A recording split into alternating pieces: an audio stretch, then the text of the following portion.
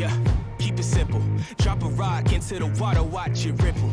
Tides turn quick, just keep your head on a swivel. Competition getting stiff, I'm here to make you wiggle. You know me, surround your whole town, make you yell siege. All-star, homie, this the king's speech. You can lock it down, we gon' still preach. Boy, preach. Who's next in line? Can you make that climb? Now is the time, get out of your mind. Raise up the lights, we all here tonight, so let's do it right. Yo, we came here to fight. Who's next in line? Can you make that climb? Now is the time, this world is mine. Raise up the lights, we all here tonight, so let's do it right. Yo, we came here to fight. Boy, you already know I'm the real wonder. Before I bring the storm, you gonna feel thunder. So your body count is up there with killmongers. How about you come take a look at some real numbers? Might just double up on you while I still slumber. I'm the living proof, I'm just coming through for the thrill of it. Room full of all-stars, we all guys. Somebody gotta be Zeus, I'll take charge. Fight. Who's next in line? Can you make that climb? Now is the time, get out of your mind. Raise up the lights, we all here tonight, so let's do it right. Yo, we came here to fight. Who's next in line? Can you make that climb? Now is the time, this world is mine. Raise up the lights, we all here tonight, so let's do it right. Yo, we came here to fight. Positive, negative, I'll take charge and shake eyes, remain great while I pay homage. They always said that pressure can make diamonds, so keep climbing all the way up, that's where you'll find me. Right next to the legends, I go off my brethren. Said goodbye to the old me, I'ma make sure that you know me. After this here you gon' owe me. Didn't choose a game, it chose me. You know what G-O means to an OG, let's go. Fight, who's next in line? Can you make that climb? Now is the time, get out of your mind. Raise up the lights, we all here tonight, so let's do it right. Yo, we came here to fight. Who's next in line? Can you make that climb? Now is the time, this world is mine. Raise up the lights, we all here tonight, so let's do it right. Yo, we came here to fight. Who's next in line? Can you make that climb? Now is the time, get out of your mind. Raise up the lights, we all here tonight, so let's do it right. Yo, we came here to fight. Who's next in line? Can you make that climb? Now is the time, this world is mine. Raise up the lights, we all here tonight, so let's do it right. Yo, we came here to fight. Yeah, get your back off the wall. Come on, yep, come one, yep, come on. Get up, yep, get your back off the wall. Come on, yep, come one, yep, come on.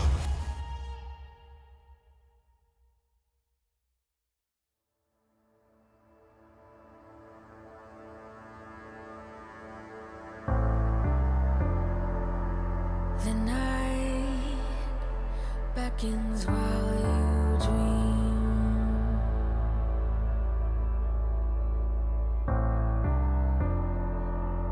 A life never lives in peace.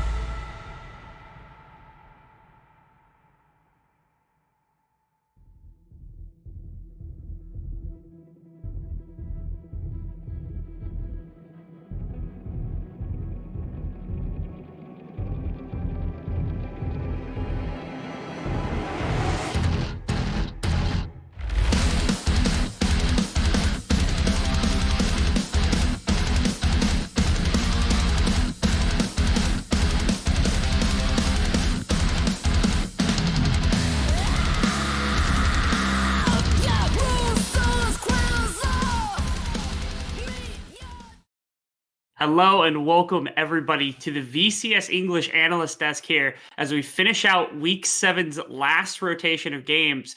Somehow and in some way, we've ended up in a position where every single game still matters, which I think is the most competitive I've ever seen inside of the VCS since I started casting here, which is just plain awesome. Every single game is still very impactful for playoffs, and I've got two wonderful analysts and two wonderful casters to be able to help us kick off these last 4 sets of games to be able to decide who's going to be going to playoffs, who's going to be vying for some of those world spots. I'm Rebel Fox. I'm going to be host for the day. Alongside me here on the analyst desk, Mobby and Beast. Welcome, both of you. It's going to be an incredibly exciting day of games. Are you guys and girls ready for everything that we have to offer? I'm under a lot of stress. I need to know who's locked. I need to know now. They're making it so hard. We have potential 4-way ties coming up. I don't like this situation. Yeah. There is a scenario, it's an outside chance, that 7 different teams have tiebreakers in one way or another. Not best of 1 tiebreakers, but 7 of the 8 teams are in a tiebreaker. It's so close. It is. It's a tad ridiculous. I think it bodes well to the fact that we do have one of the most competitive splits we've ever had inside of the VCS. We have 6 teams right now vying for playoff spots, and the 2 teams that are currently sitting in the last place inside of the VCS are also right there trying to compete with one another for their last 2 spots. So there's always levels of competition to be had. So I mean, as of yesterday, we had one of the, in my opinion, craziest day of games that we've ever had before, because we had the perfect storm of everything leading to a point where now none of the teams in the top 6 are out of the playoff race. We have our top 2 locked, but 3rd through 6th are all still playing for that last playoff spot, and none of them are really playing up against each other as a result of this week. So there is no direct qualification over top of another person that is inside of that 4th. And so I want to ask both of you, what was your most surprising result from this week specifically that would have kicked off something that, it just struck a chord with you maybe? Well, the most surprising thing wasn't the actual 2-0 from GAM, because I could see that happening. It's the way they did it. They just stomped Team Secret so hard it looked like Team Secret were a bottom team. That's a really good look for GAM coming into playoffs. And Team Secret will be reeling. They have SE at the end of this week, and that could become an upset. Yeah, that whole game, it was a little bit of it was a lot of really good from GAM, and I think it was a little bit of a Team Secret dropping the ball, and it been a little bit slipping towards the back end, but I'm shocked about yesterday. I was not expecting Wales to find the upset over Buffalo. I thought it was pretty much settled. As BTC was going to go to playoffs without winning a single game. But no, apparently not going to be the case at all.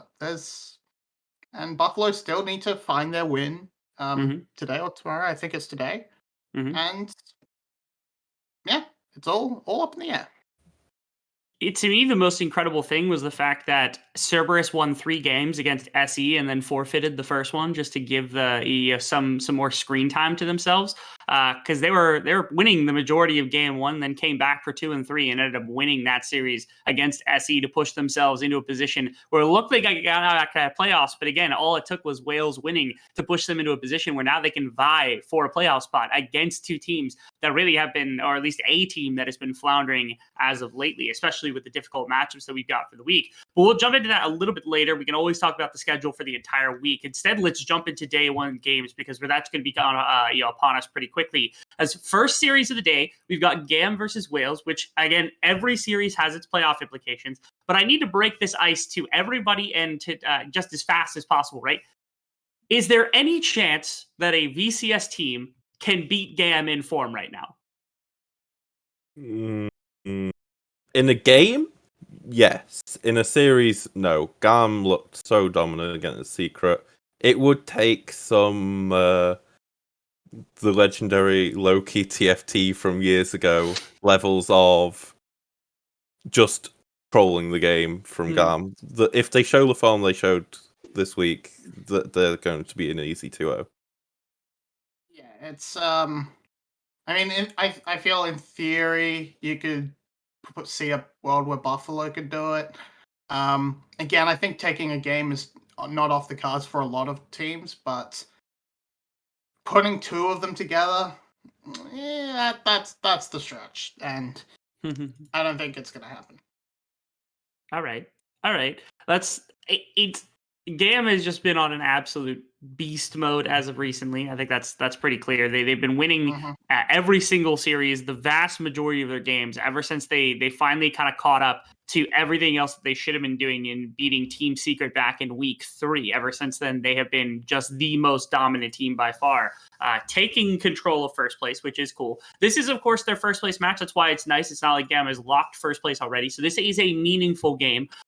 So what, in your opinion, now that we're sitting in the final week of games specifically, has been the thing that's turned around for them? What was it about the first 3 weeks that they were lacking that ever since they started and beat Team Secret in that back half of week 3 that really has made this team into the absolute monster and the unit that we know that GAM should have been from minute 1? Their MVP got better, and not just like he improved. He was sick. Came back, their sub with Elio, it was serviceable, but B's back, B's running the show again, and he's just too good. He's the best among the VCS right now, and yeah, absolutely killing it. Yeah, I have to agree. B is a monster. If you don't include the 2 series before his break, where we know he was ill, he's 42-4 in VCS this year in game score. He's 22-0 in series. If you don't include those 2 series, he's just undefeatable. He's undefeated. I know that's not what I mean, but it sounds funny. He has absolutely been a different kind of player in this second half of the split. And this whole year, GAM has looked like the most dominant powerhouse we've ever seen inside of the VCS. Even though they didn't go undefeated necessarily this split, they're still looking just as crisp, especially now. And so jumping over to Team Wales, because Team Wales being their opponent on the day, having necessity to win a series right now, they're in a race with Saigon, SE for, at the moment, 3rd and 4th. But also if they end up losing and things go the way we expect it to, they could be in a 3-way tie for 5th place as well, depending on how some other games kind of turn out. And so what is it that Wales has been able to do? Because pretty much since the break and the split, they have also had a ridiculous run of games. So they lost one really bad series against ASE in week 4. And since then, they only had one lost series, which was against Team Secret in a best of 3. That was a decent series between the 2 teams. So what has Team Wales been doing differently as well? So Wales did get a bit of luck of the draw with their strength of schedule. They had Secret, SBTC, GAM, and SGB as their final 4 series. So they got to gain some momentum in the first half of this round robin that they've taken into the top teams, and they're showing that with some momentum, with some confidence in them, they are just as good as this playoff race. But obviously, we have to say that GAM's slightly better than that. So what we need to see is some of the specialty picks we saw earlier.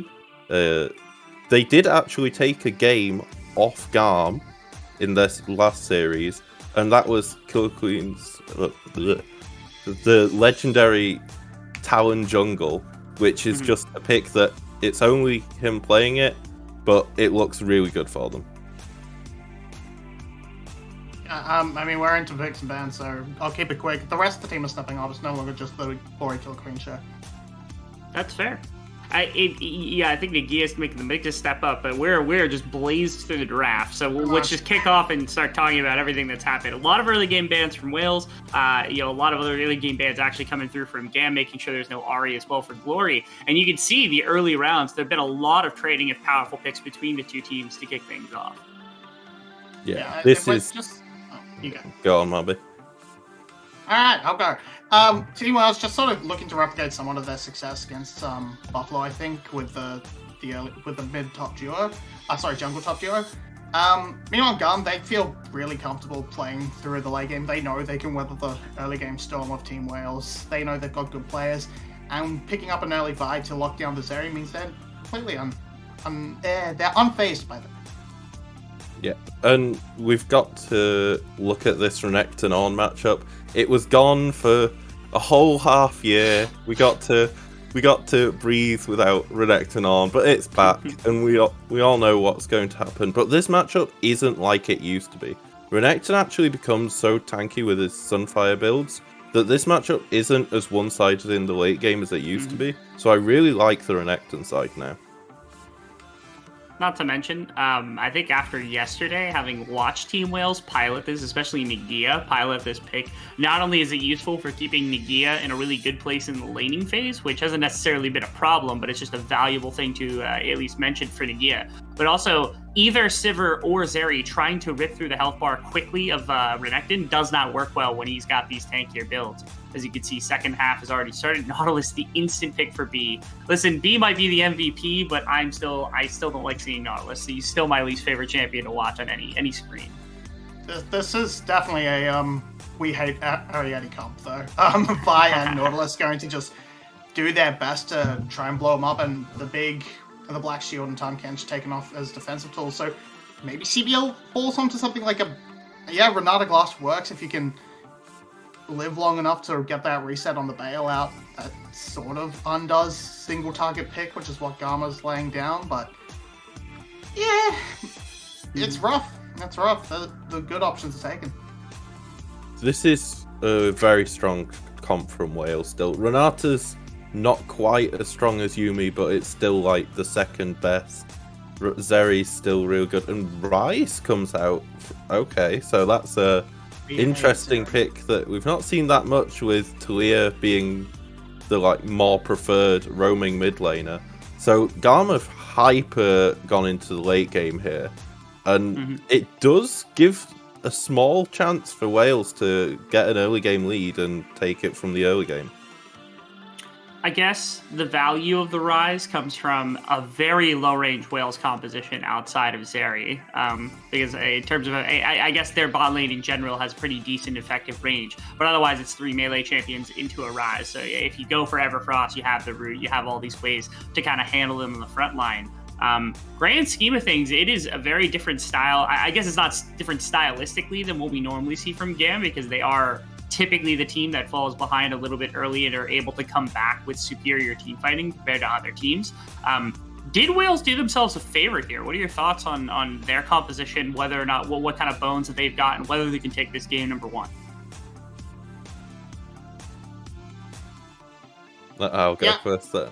As I said during the draft, I think Wales do actually have a chance to win early games, so I'm still going for GAM, but I'm saying this is a lot more 50-50 than it should be. Yeah, I definitely think if I was just looking at this, no nameplates, I'd prefer what Wales is putting down. But that is a lot of hate onto Ariadne. That's so much target CC, and then still an effective frontline to just let Style kind of solo carry on the back. So I think GAM will take it, but I do really like what. Again, yeah, I think Wales has a better comp, pound for pound. Nameplates off. All right, difficult one maybe for Wales, just because of the team they're playing against, but I don't think they've harmed themselves so far in the draft. Potential to make things happen for themselves, especially early. We'll see whether they have a chance, as it's going to be Carrick and Yolwei leading us into the horizon of our final round robin of games here in the VCS Week 7, right before we kick off into playoffs. Gentlemen, have fun with this one. Oh, we will, Rebel. You know we will. And now, Yulwei, finally, we get to cast GAM. I haven't get to cast him, and I'm so excited to see my favourite jungler, Levi, on a high or Cardi on a really mechanical... Well, Style must be playing... Oh. Yulwei, they've picked the easiest comp in the world. I mean, sometimes that's all you need to have. Yesterday they picked Morgana into Vi. Today they pick Vi and ban away the Morgana. So they seem to be very focused on this pick, and they also seem to be focused on invading the bot side jungle. Early information scouted potentially with this ward. So interesting little start for GAM, trying to play around the bot side, maybe trying to split the jungle a little bit more as well. But on the other side, Wales also has a little bit of a scouting ward on the top side. So both of these teams should be completely aware of the jungle pathing in the early game. The funny thing is obviously getting the confirmation on the jungle pathing is important. But if you had told me, hey, one team has an Ornn, the other has a Renekton, I'd be okay. So the Renekton team is pathing to top, and the Ornn team is pathing to bot, right? Yeah, 100% of the time.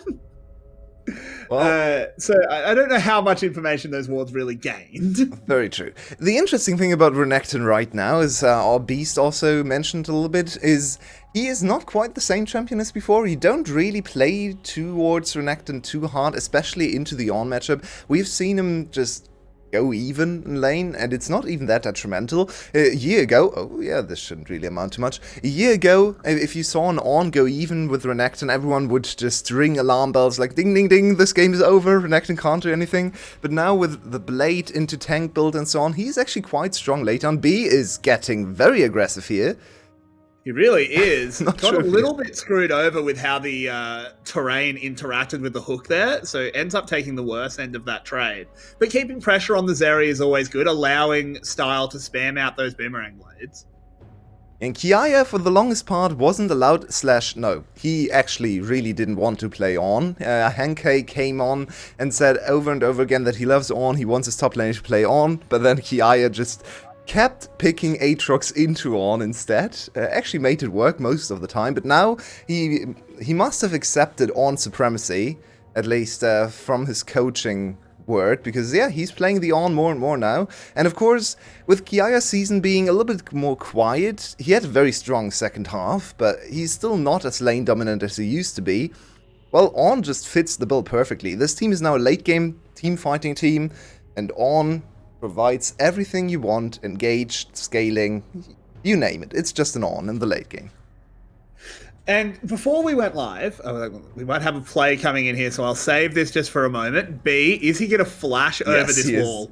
This would be so bold. Killer Queen is close, though, so this could go really wrong for GAM if they don't execute this perfectly. Glory gets Rune Prison. Blocking the hook is Killer Queen, but it's not going to be quite enough. First Blood will go over regardless, and GAM are just so coordinated.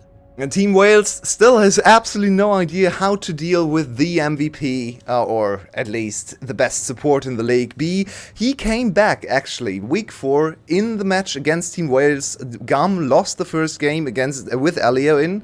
Not that Elio played badly, but then B came back and they stomped the next 2 games, and ever since, they haven't lost the series. So, GAM with B is a completely different beast. Beast also mentioned.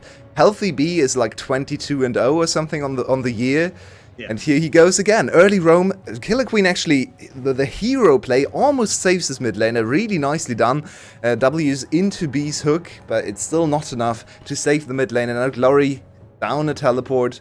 Fortunately still sitting on his flash, but this is already starting off very nicely for GAM. It certainly is. And what I was going to get to beforehand, and it's appropriate that we're looking at the bot lane, is before we went live, we were having a spirited discussion about Zeri, is the way I'm going to phrase it.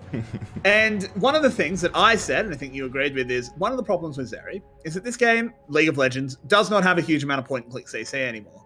Well, good news. GAM picked all of it. So the thing is, watching a lot of Zeri games, I'm actually not the biggest fan of Nautilus into Zeri for various reasons. The ultimate of Nautilus is just a little bit too slow in the late game, in my opinion, to really threaten Zeri. What it does is delay the fight and buy time for your team, because Zeri has to disengage. It doesn't really provide enough lockdown to kill the Zeri, but it basically holds her accountable. We also have Vi. On top of the Vi, yeah. That Vi is the big one. And for me, actually, Rise into a Rune Prison. Yeah, exactly. Rise is the really big one for me, because both Vi and Nautilus have point-and-click CC, but it takes a while to actually get there. Rise is instant, and that is the huge difference maker. As GAM has a little bit of information here with Killer Queen killing the ward. He actually gave himself away. There was a pink ward. You don't have to kill the ward. Actually, killing the ward alerts the enemy to your presence. I'm not entirely sure if I agree with his choice here to kill the ward instead of going for the gank, but they were in a pretty safe spot anyway. And everyone is just skirmishing around the map, but no big action points so far. Yeah, I mean, both ADCs have picked up culls. It's a Zeri versus Sivir matchup. At this point, we are fairly familiar with it. These ADCs don't want to fight. They just want to play it slow. Up in the top lane, Kiaya uses his ult to clear a wave out. You can see he was very low on mana. Needs to find a reset, but should be able to. Oh, here we go again. Here we go again. Here comes Vi. Chooses not to, just moves back away. Probably smartly so, because ultimate available for Glory. A little bit too risky with his flash up as well. It's a little too dicey. Don't really know where Killer Queen is either, so wise choice from Levi here to not go for it. I think if he had ultimate, he could have probably locked him down for long enough to secure the kill. But in this case, Levi not quite as aggressive as some of the other junglers anymore on the VCS. And a very smart jungler, especially in the second half of the split, so he doesn't actually go for these crazy plays. He doesn't need to. His team is good enough, he can just wait and supply the CC and team fighting potential later on. So a smart choice from Levi, and also something a lot of older viewers will not expect to see from GAM: restraint. This team is now very much geared towards the late game, and a very smart team that just plays to optimize and win everything in the late game. And your way, this might be something that, maybe I'm sucking up to one of my favorite personalities in the scene. But I will say, on the topic of the restraint, I think GAM is just one of the better coached teams now.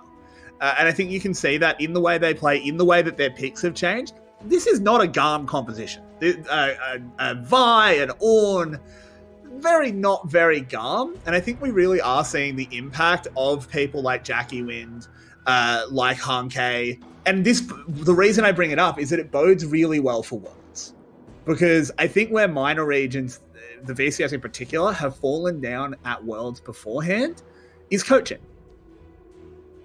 Yeah, I'm in two minds about this. 2019 GAM. I feel like I'm looking sometimes... at 2019 GAM. Yeah, sometimes it's better to just have one style and be optimized on this style instead of trying to play global meta when you're probably not as good as some of the other teams. But then again, maybe you are good enough to actually contest them. So it's always... It's a fine line to tread. We have to see what actually is going to happen once they meet international opponents. Yeah, he's fine. Good handshake. This is a very slow game so far. GAM playing towards bot side, towards scaling. And now Levi wants some action. When CBL gets level 6, this could be really, really dangerous to dive here. But he's not quite able to get to level 6, so they just evacuate the vicinity. Smart choice from Wales. Wales also showing a decent amount of restraint on their side. The problem is, the enemy team has Ornn and Sivir and Dry, so you might be a little bit pressed. You have Zeri. True. You do have Zeri, but it's not like the enemy team doesn't scale or doesn't team fight, so it's a little bit scary here, and I would like to see some action supplied by Killer Queen to try and get an advantage, maybe for Variety, who has had a little glow up the second half of the split, much better performances. We were flaming him all the time, and I think justifiably so, for the first half of the split, where Wales was basically just Killer Queen and Glory, try to get it over the line, everyone else is inting, but now Nagi has stepped up, Variety's playing much better, so the team is actually coming together in a way that makes them a contender for playoffs. I will just say, we didn't comment on it, Killer Queen did pick up the Rift Herald, so, maybe not kills in terms of, not action in terms of kills, I should say, but still objectives going over to Wales, they're keeping themselves relevant in this game. Which is always good to see. They are the heavy underdogs here. We can't really oversell that. But still, just kind of waiting for who wants to pull the trigger first. And this Rift Herald could go into a little bit of action if they try to, for example, dive top lane into Rift Herald spawn to really get a huge advantage out of this. You can always just use the Rift Herald defensively, by which I mean just spawn it in mid lane with a push and get 2 platings, that's fine. A lot of people forget that Rift Herald was actually buffed a lot on spawn. You get 300 gold from just taking Rift Herald. So just taking Herald and getting the 2 plates for free means a 600 gold swing. You usually trade it against First Dragon, but that's still a lot of gold for your jungler. So if you play something like Wukong, who really wants to go to 2 items, be a strong team fighter, this is a huge gold inducement. So I actually think just taking Rift Herald and taking the free plates is already quite a big win.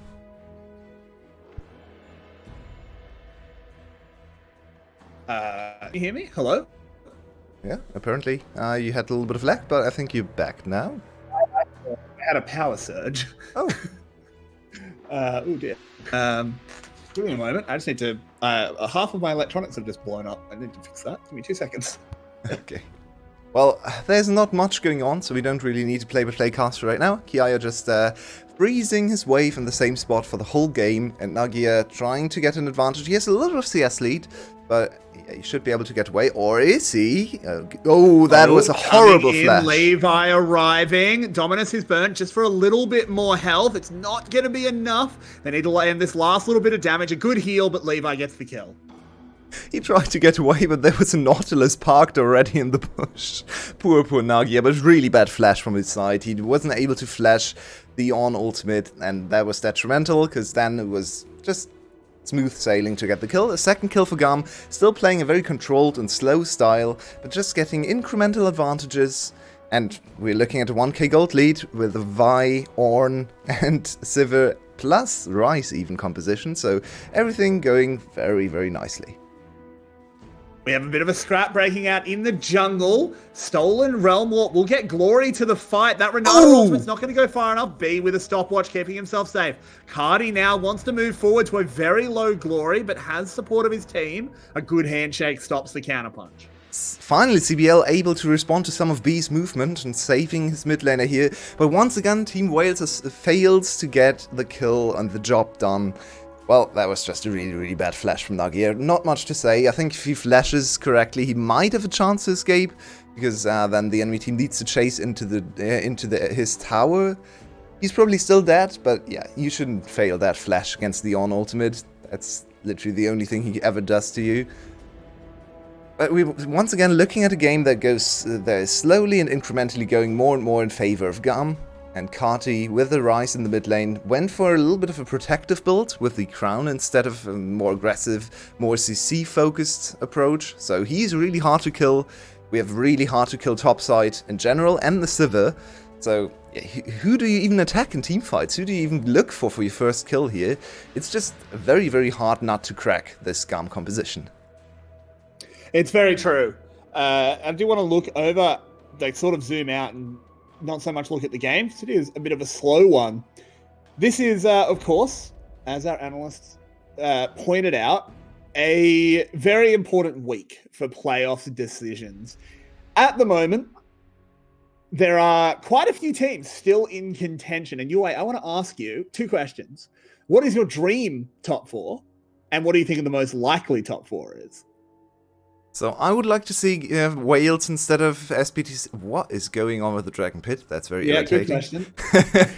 As Levi's and a little bit of pressure. There's Vi ultimate, double Vi ult. There's a stolen Vault Breaker into the Cyclone. Can they actually get this done? Killer Queen is so low. I don't know if he should have flashed that wall. Triumph healing him up. Got a bailout on top of him as well. And Team Wales will pick themselves up 2 kills. On the other side, Ariete, he's got the lightning rolling. Style! He's got the boomerangs, flashes over and takes him down. That was really stylish from Style, kind of salvaging the situation for GAM. They still get the dragon, but for the first time today, they get sucked into the little bit of VCS genes that are still there. They just can't resist the fight when they see it. And Killer Queen and Glory are finally able to bait the GAM duo into a fight, and this time they out-execute. So 2 kills finally secured by Team Wales mid-jungle. Let's look at this again. Glory, it's a really cool combination of ultimates, because it's really hard for Carti to do anything, as you can see. He's just on the outskirts of the fight, trying to get his damage in, but going for Crown and no finished here. He just doesn't have the damage here. And yeah, right, he can Style. This is super stylish. A Style lashes over the flash looked more cooler than it was actually. Yeah, I think he probably had the kill anyway, but really nicely done from Style. And with that, that's another pressure point for the GAM composition. Close to 2 items now for the Sivir, close to level 11 too. So everything's still going in their favor. But this could be a little bit of a point of contention with the coaches, where they just look at this again and say, there was really no need to fight. Just next time, don't go for the fight. Just play it safely. Just don't risk it. Over to Wales. I have to ask you, how does seeing an Ornn sitting in a side lane at level 11 make you feel? It is so good to see. Of course, GAM is the team that understands how Ornn works. So many VCS teams group their Ornn at level 11 and level 12 and then lose the game and like, Ornn is a pretty bad champion. Yeah, well, before level 14 he is. But of course, GAM, the last time they played it, they already did this. Kiaya sat in the side lane, waited, and there's absolutely no reason to group right now. There's nothing to fight for, so just park him in the side lane, give him some levels, Give him some on items, because then the champ is actually quite decent. It's very true. And yeah, Kiaya happy taking this 1v1. Looking in at the Renekton, obviously a pick that always gets a lot of heated discussion around it. Nagia, I think, is actually doing quite well. I think point and click CC against his competition is also, against his competition from GAM, to be clear, is still valuable. So this Renekton, I think, still has a lot of time to shine. Yeah, with Renekton, we definitely see a little bit of a shift of ever since Blade got back, introduced back into his, like, the items he wants to build. He's just not that early game focused anymore. He's just a strong team fighter in general. And here we go. Oh! Going in. They just about catch onto Ariete. Gets over the wall, gets bailed out. But that business is not too big to fail. Oh, Carty, a little bit of a counterpunch. And Glory having a bit of a scrap, but that's not the ultimate you want to steal in a 1v1. Yeah, also, Glory very low on mana. He might run out of mana. That would be very unfortunate. First tower of the game, by the way. Falls at 17 minutes. And now suddenly GAM very quickly moving in to really get a huge advantage. Killer Queen. Careful there. Killer Queen has to be careful, but does have that W. Keeps himself nice and safe. And they do manage to stop the second tower going down, though it does get take a lot of damage. Silas will teleport back to the bot lane, prevent Carty getting much time. He's actually going to try and chase onto him. He takes the realm. No! What? That timing! That hook actually hit him. He would have been able to escape, but the hook... That was the disgusting lollipop, and I would be quite angry if I were righty. Nothing happened in bot lane, so good job, observers. You gambled correctly this time. But Kerrix, tell me. We've been casting countless games of this league, and of GAM specifically, of the Kiaya Levi duo. But tell me, is this the first time in history that GAM has been... well, not even close to contention for most aggressive team in the league? They look so transformed, so disciplined. I can't. This can't even be GAM in my book anymore. Yeah, I mean, this was the team that we had a joke in previous splits about how once it goes past 26 minutes, Levi starts getting angry because, you know, he only has to play for 26 minutes. That's just not them anymore. They're restrained. They know that they can play a long game. They've got better team fighting. They've got better macro than the rest of the league. And it's very, very different to see. But again, looking forward, because we do think GAM will be one of the representatives at Worlds. You know, we've got 2 slots. I think we can. We're all pretty comfortable saying they'll make the final. That's a good thing to see, because going for that all-out aggression against the LPL teams that are just better than you mechanically, yeah, have fun, guys. We have a very important situation brewing here. We have double on ultimate ready, and this is Drake number 3, last chance saloon. Hook goes in onto Nagia, rams flying everywhere, none of them redirected. First kill will go over to Glory. Now I've got my eyes on Ariete trying to get something done here. He's dealing a lot of damage. It's actually Killer Queen that's carrying it at the moment. Kiaya charging forward, doesn't land anything. Ariete continues to fire. Kiaya, last man standing. GAM have been wiped. Beautiful team fighting from Wales, and they just grouped up perfectly, and the double on ultimate was very confusing to follow. Too much going on my screen. I wasn't exactly sure who was firing what ultimate. It was definitely the better one from the Silas. Let's look at this again. Nagia just buying a lot of time and spotting the enemy team, which is huge because Glory now knows where everyone is, and look at this ultimate. That was a huge combo with Killer Queen going in as well, and then just not enough damage to follow up the Sivir. Isolated early on, killed early on, while Ariete is free firing. Really nice dodge there on the very slow moving on as well. And that's a huge little swing from Team Wales. They get the dragon, they get the team fight, and suddenly the game is super close. We have a 200 gold shutdown on Ariete. We talked about Zeri, and suddenly Killer Queen is also a huge threat in team fights. So GAM is not quite over the line here in this game. They actually need to put in a good performance against one of the other trending teams, because Wales in the last few weeks have actually been one of the best teams in the league. So GAM, they need to play disciplined for the rest of the game to actually get over the line here. And frankly, 2 of the people that have been a huge part of the Team Wales glow up has been a returning to form Killer Queen and also Nagia. Nagia has been someone we have criticized for quite a long time throughout their career. As at best, he was just an okay top laner. And at times, he was a bad top laner. But the last few weeks for Team Wales, where did this come from? Yeah, everyone's just stepping up, and now the Killer Queen, because for some time, Nagia and Riot were stepping up, but then Killer Queen and Glory weren't quite as strong as in the early parts of the season. But now Killer Queen is back in form, 3-0-4 now, very, very strong Wukong, close to 2 items, where he can actually threaten almost like solo kill style plays in the team fights. Well, suddenly you have a super strong combination of members, and their team fighting has only been getting better, especially with the Zeri composition. So, Team Wales, a serious contender out of nowhere. They really are, and this leads us to potentially not just having an incredibly interesting regular split, but an incredibly interesting playoffs as well. We have a good playoff format. We have double elim. Worlds take notes. But overall, Team Wales, they're on a huge run of form. Team Secret, they still need to sort of prove themselves as a number 1 or number 2 team. Saigon Buffalo have a lot to fight for as well. Overall, every team in playoffs is so interesting to watch. And we're still very far away from it. GAM is still in a good position here to win this game. But if Wales were to win today's series against GAM, they would actually put a lot of pressure on the other teams. They have a very good head-to-head with some of the other players' teams, and 8 wins is usually enough to get there. SPTC, remember, they still have to play Secret tomorrow, so it's very likely SPTC can't go to 8 wins, while for SGB it's easier because they play ASE Esports later today. But even ASE Esports on a tiny run of form, so Wales winning against GAM would give them that one free serious victory over all of the other contenders, and suddenly not only put them into playoffs, but also put them into the discussion for Worlds, honestly. And wouldn't that be a success story if Wales made it all that way to the World Championships? Because this is a team that was sort of born from the ashes of several other teams, but of course we're a long way from that, as you said. So we'll have to come back to it if they can take game 1. They're currently 2,000 gold behind.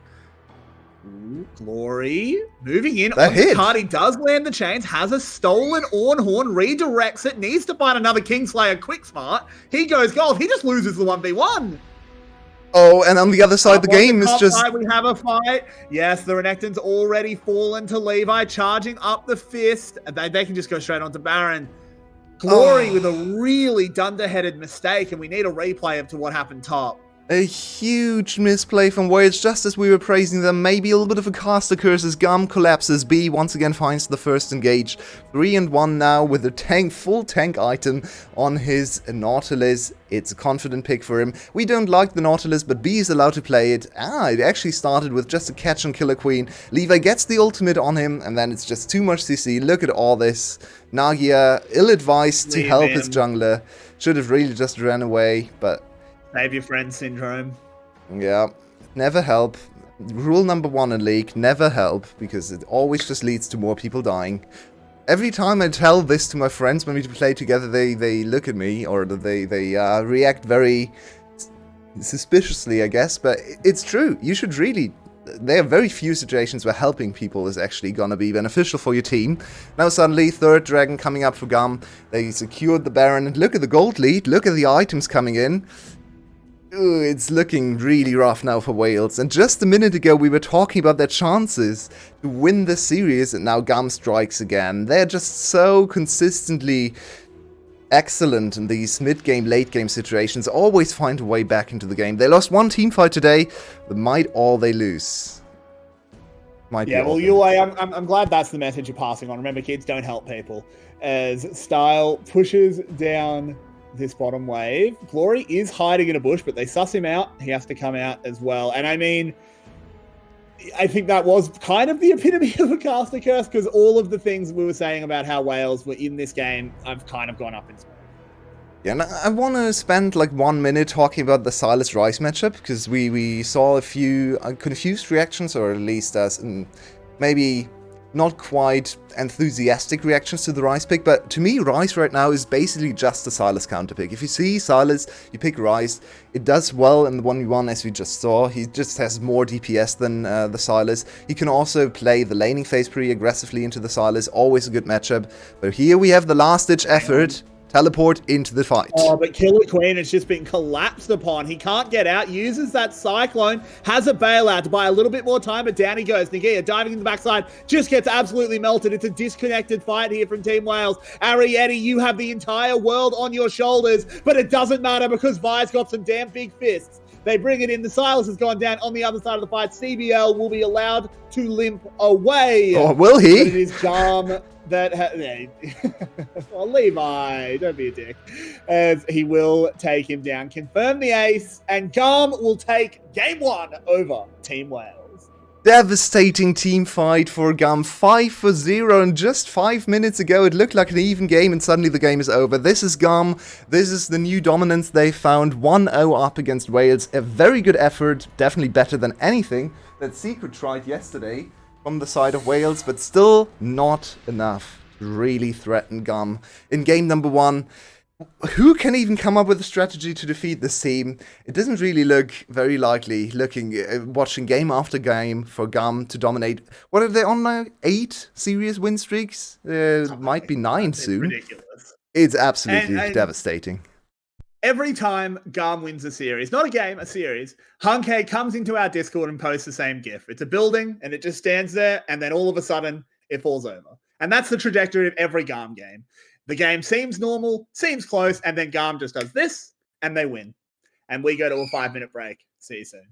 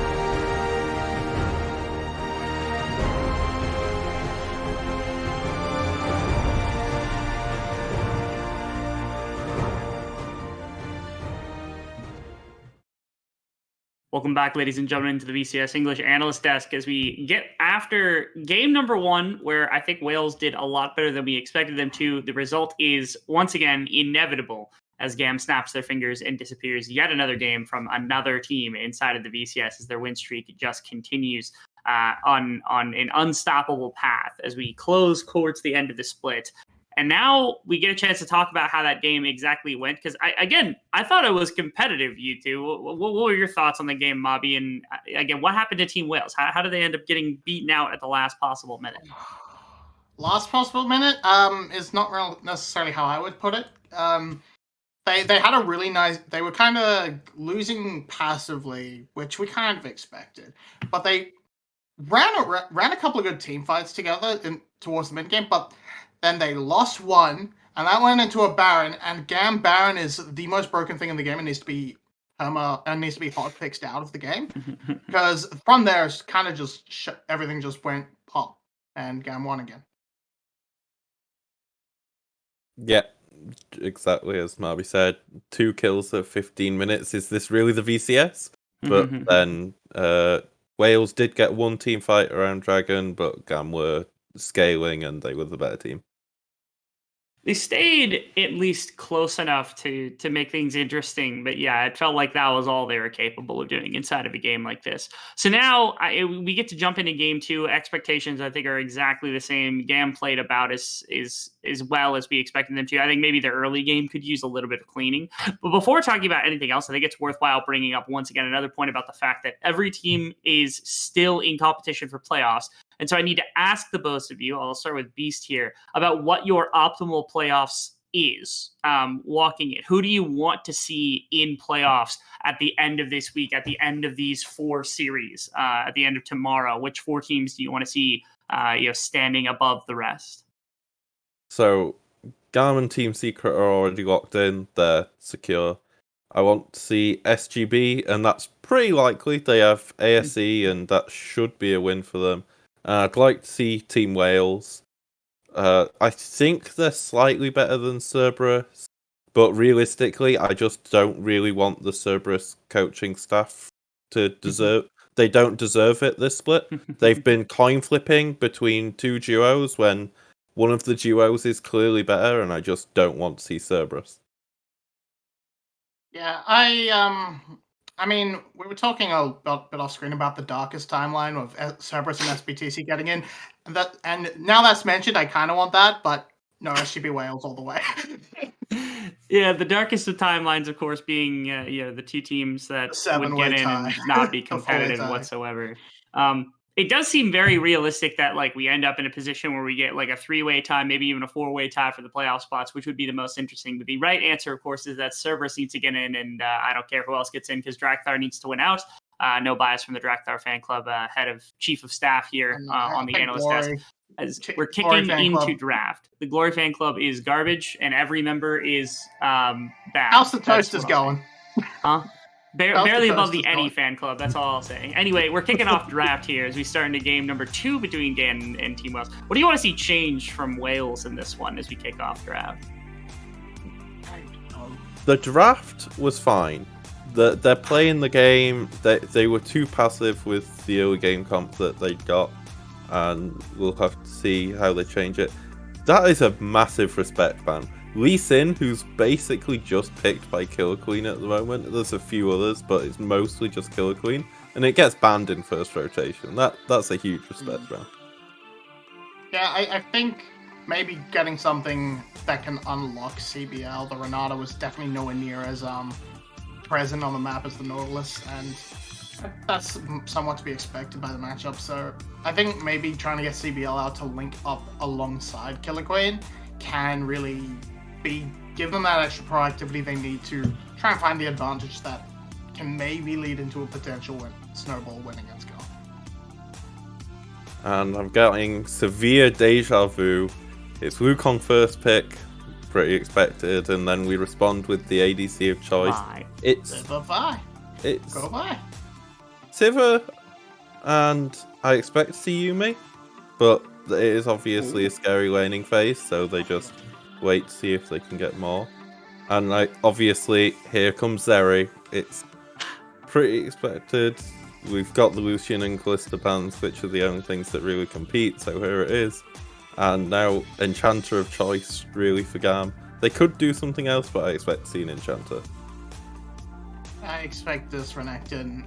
I mean, I think take that away from Nagia, take away one of the big point-and-clicks CCs, does make a lot of sense. Then you're kind of stuck on a little bit where what does Team Wales go for there? Zeri Lockdown, Nautilus maybe is like the obvious one that springs to mind, but you don't have a lot going on, and alright, maybe it's Shyvana top lane instead. That seems weird, and I don't like Blood Rise. What are we picking? Aatrox. Bad into Zeri. Zeri just walks away from you. Yeah, a bit of baited by hovers there, but we're again going for this draft which needs to do something early for Wales, because as you've just said, that Aatrox is going to look mighty useless into Zeri later. So I'm expecting to see some early game picks, and Galio to deny Renekton Galio makes a lot of sense, and Wukong Galio. I'm really surprised that we just didn't see any enchanters. I've actually come up with a list of enchanters I think that will be good for GAM and Wales to pick. Let me start. Ready? Leona, Nautilus, Alistar. Font of Life Thresh is an enchantment. Huh? Font of Life is an enchantment. Yeah, that you can build Moonstone on any champion if you put Font of Life on them. That's perfectly fine, right? That's how that works. Yeah. Okay. Well, I mean, you can hope obviously that you have, Wukong and also Renekton and also Zeri with like Yuumi or something like that. Especially into a composition like this, I don't think it would be that hard to manage an early game, but we can only hope. It's the VCS. Oh, our supports are getting banned. Give me the Leona ban, please. Please give us the Leona ban. No! Oh, an actual sensible ban. We were so close to greatness, gentlemen. No. Really? No. We're almost free. Instead, we're gonna have to deal with whatever Team Wales wants to lock in now. Leona might actually just be the pick here as some form of extra CC to deal with Zeri. Rakan is also kind of that, but there we are. It's almost an enchanter available. It's 70% win rate in VCS. Just pick it. B is also an amazing Renata player. I would like to see it. Okay, I was gonna meme about the Pike, but they did end up taking it surprisingly, so that's pretty cool. Also, for all the people that can take a champion like this, B's got to be my favorite to grab it up, because he shows up everywhere anyway, so he might as well be playing roaming champion. Rice is a bit of an interesting one for a blind pick. I think mostly their other options would have been taken out, would have opened up a Rice pick for Glory, which would have given them that bit of extra CC. But okay, Glory going to just try and dominate this lane if he can, and maybe try and really just try and all in on this early to mid game snowballing LeBlanc. Well, I just got reintroduced to Rule 1 of VCS drafting. Expect exactly the opposite of what you expected. So, I did say that Wales would go for early game, and that is LeBlanc. So, there is some expectation here, but GAM's comp is so incredible. To say that we come into the day and it's, let's go for this really scaling comp, and now we have like one of the most early game comps you can possibly have. You have Pike wanting to reset, you have Renekton Rise wanting to roam into the split push, and the thing is, even though it's such an early game comp, they can still scale with the Zeri Wukong, so this is a massive draft gap by GAM, and I expect them to take a clean 2-0. Yeah, pretty much. I don't see much answer. I don't think Team Wales' teamfight is a little bit disconnected and coherent. So unless it's a super good performance from Ariete or Glory, I don't think it's really going to come together. And yeah, as mentioned, if I just put tape over that mid lane and don't look at it, it's a really fantastic comp. Unfortunately, Rise exists, and I hate this thing. Get the blue man out. We don't want the blue man group. Yeah, GAM win. Yeah. All I want from this game, I want both GAM and Wales to drop ego. I want them to drop any persona of anything other than being a VCS team, and I want constant hands checking, right? I want level 1s, I want level 2s, I want just as much brawling as we could possibly get, because that's my favorite way to see these two teams, because when you got Renekton and Aatrox, you don't want to see boring laning phases. You don't want to see boring LeBlanc in the mid lane. Is where to kick things off as Carrix and Yowei take away for game number 2 between Wales and GAM. Thank you, Rebel. And your way, isn't it so exciting when Kiaya got to get a counter pick? Wait a minute. Who picked second in that matchup? A lot of interesting things happened here. My favorite little game that was just introduced to me is Enchanted Alava, and I feel like GAM has lost this game because they actually banned Yuumi, so they budged. They were too scared of Yuumi. We were playing Enchanted Alava for such a long time here, and then GAM just banned the Yuumi anyway. Someone needs to explain to me why suddenly people are just passing on Yuumi in first rotation after she was perma-banned for like 5 weeks now? Every single game? Things are happening in the VCS. I mean, I think Yuumi has a very interesting place in VCS. It doesn't so much apply to these two teams, or at least it doesn't apply to GAM quite as much, is that VCS teams are super reliant on support roams.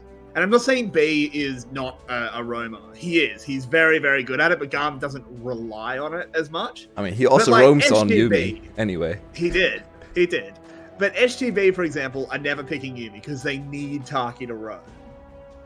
So maybe in the scrims, there's like a very low Yuumi priority. That's the only reasoning I can come up with. Oh, Cardi, you're in some trouble. Caught up by Killer Queen, has to burn his flash. Beautifully done by Killer Queen too. Flash E into the wall. That's such a tiny little wall there. Oh, and glory! There we go. That's the Killer Queen glory duo we want to see. That is some action in the early game. There you go. I mean, it's a good start for Wales. CBL getting hooked, but can just W away. The funny thing about this Enchanter topic, which I want to come back to, is that we end up with matchups that don't make any sense. So on one side, we have Rakan into Zeri, which is one of the things I hate the most. Everything about Rakan is really bad into Zeri. His engage with his ultimate, sometimes he can land on her, but it's really hard to do. And then she can just go cleanse if she's really worried. But then he also is full of shields. Everything he does is shields, and shields are really bad into Zeri, as we can see here.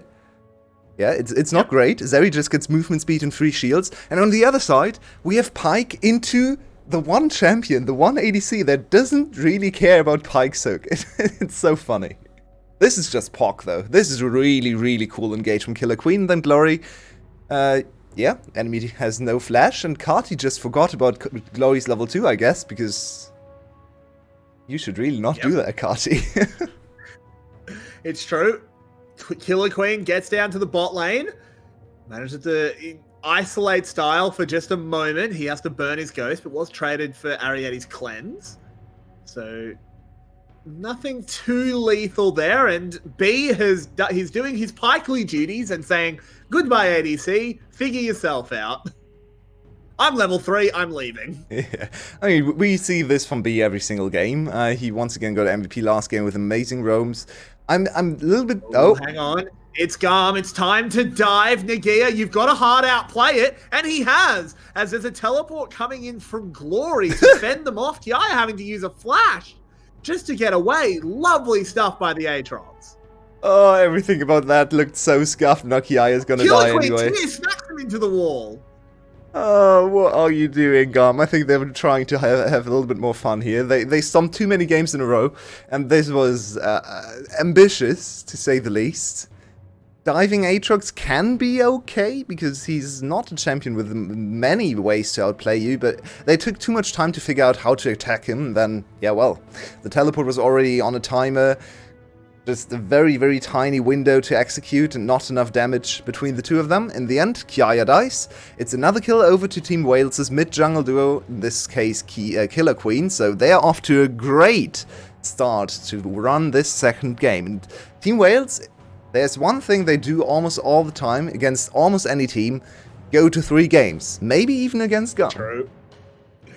It's very, very true. Imagine if Team Wales gets to Game 3 against GAM and Secret doesn't. I'm sure that would really change the course of the German Civil War that's been happening on the VCS English desk. But Arietti, he's in a lot of trouble. The spell shield comes out, but there's still the hook. There's still a Levi, and there is a dead Zimmer. Oh, the back and forth, the mind games between B and Ariety. I love to see them. Ariety, I have to call him out. He did have his flash available, and there was not much follow-up CC after Pike Hook. So you probably should just flash that one, because once you flash the Pike Hook, I think you're safe. Could have lived, tried to outplay the Pike in the anti-dice, and gives a kill over to Style, which is the worst possible outcome, because now Style in a good position, Cull start, first kill, probably a plating on top of this, so accelerated Zeri. Everyone around the globe is complaining about Zeri right now. Puts him into the wall. They're going to try and make up for their mistakes. A flash in from the Rakan. No. Not enough, because Zeri does Zeri things. Killer Gets Queen? back to the tower, but Killer Queen is not done. But with no wave here, this is risky. But Killer Queen does it well. Well, too much hubris from Style. He played this a little too aggressively. He gets punished by Killer Queen. And Killer Queen, amazing Poppy performance so far. It's so funny to think about Killer Queen Poppy, because it's really not a champion you would associate with him if you just think about his best champs, Talon, stuff like that, Lee Sin. But Poppy actually plays so similarly in the early game, so aggressively. She can go for dice all the time. Sure, later on she transitions into team fighting tank, but the early game is just exactly what Killer Queen wants to do. Just perma-aggression as Righty dies. The hook lands. There's no spell shield this time. There is a flash. B tries to follow, but can't quite do it. Nicely done. This time he uses his flash. Could have used that earlier, Righty. Wouldn't have given a kill to Style, but at least he doesn't die this time. As CBL has now returned to the lane, and these mind games between B and Ariety have actually been very fun to watch so far. I wouldn't mind keeping our eyes on this bottom lane as much as we can. There's not a huge amount going on elsewhere, and look who's back! Oh, Killer Queen. Can he get the angle on B? I don't think he has it. Oh, he's not spotted! Flash! Oh, they're going to go in onto Style, but with no wall there and a ghost pop. Oh, the counterplay! He's in so much trouble. He's going down low, but he should just about survive. The Ignite runs out. B, not level 6. Can't get the big X marks the spot. Tries to fake out a hook onto Arietti, but not quite. Okay, it makes no sense that we have this support matchup, but it's POC to watch, that's for sure. There's so much going on in the bot lane. Both of these supports just looking for the opportunities to get the CC on the enemy carries. This time Killer Queen actually getting punished for his adventure into the bot lane. And this is dangerous, because now the enemy bot lane is level 6, so next time you try this Killer Queen, there's probably just a B ultimate to kill you, or maybe even just Style with his ultimate being able to chase you down. So he needs to pick his fights more intelligently. So far, really good early game for him. Don't want to take anything away from that, but now comes the part of the game where you really have to think heavily and wide a lot about how you play these fights, because you can't overextend into Style Zeri. You absolutely cannot. Ah, they dodged the ward. Yeah, nice. Good job. That ward's a real undercover agent there.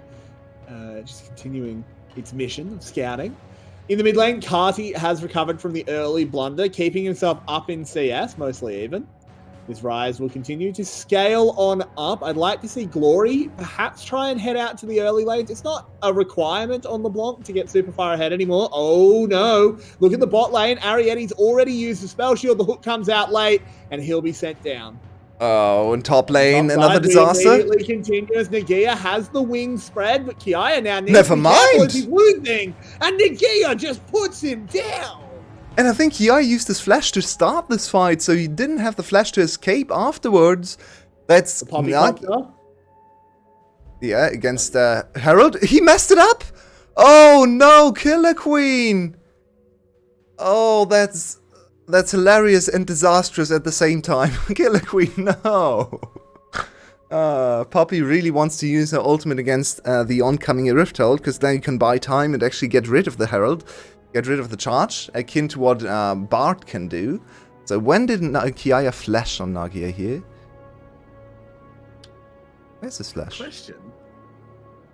He tries to flash away. Oh, Kiaya! Kiaya!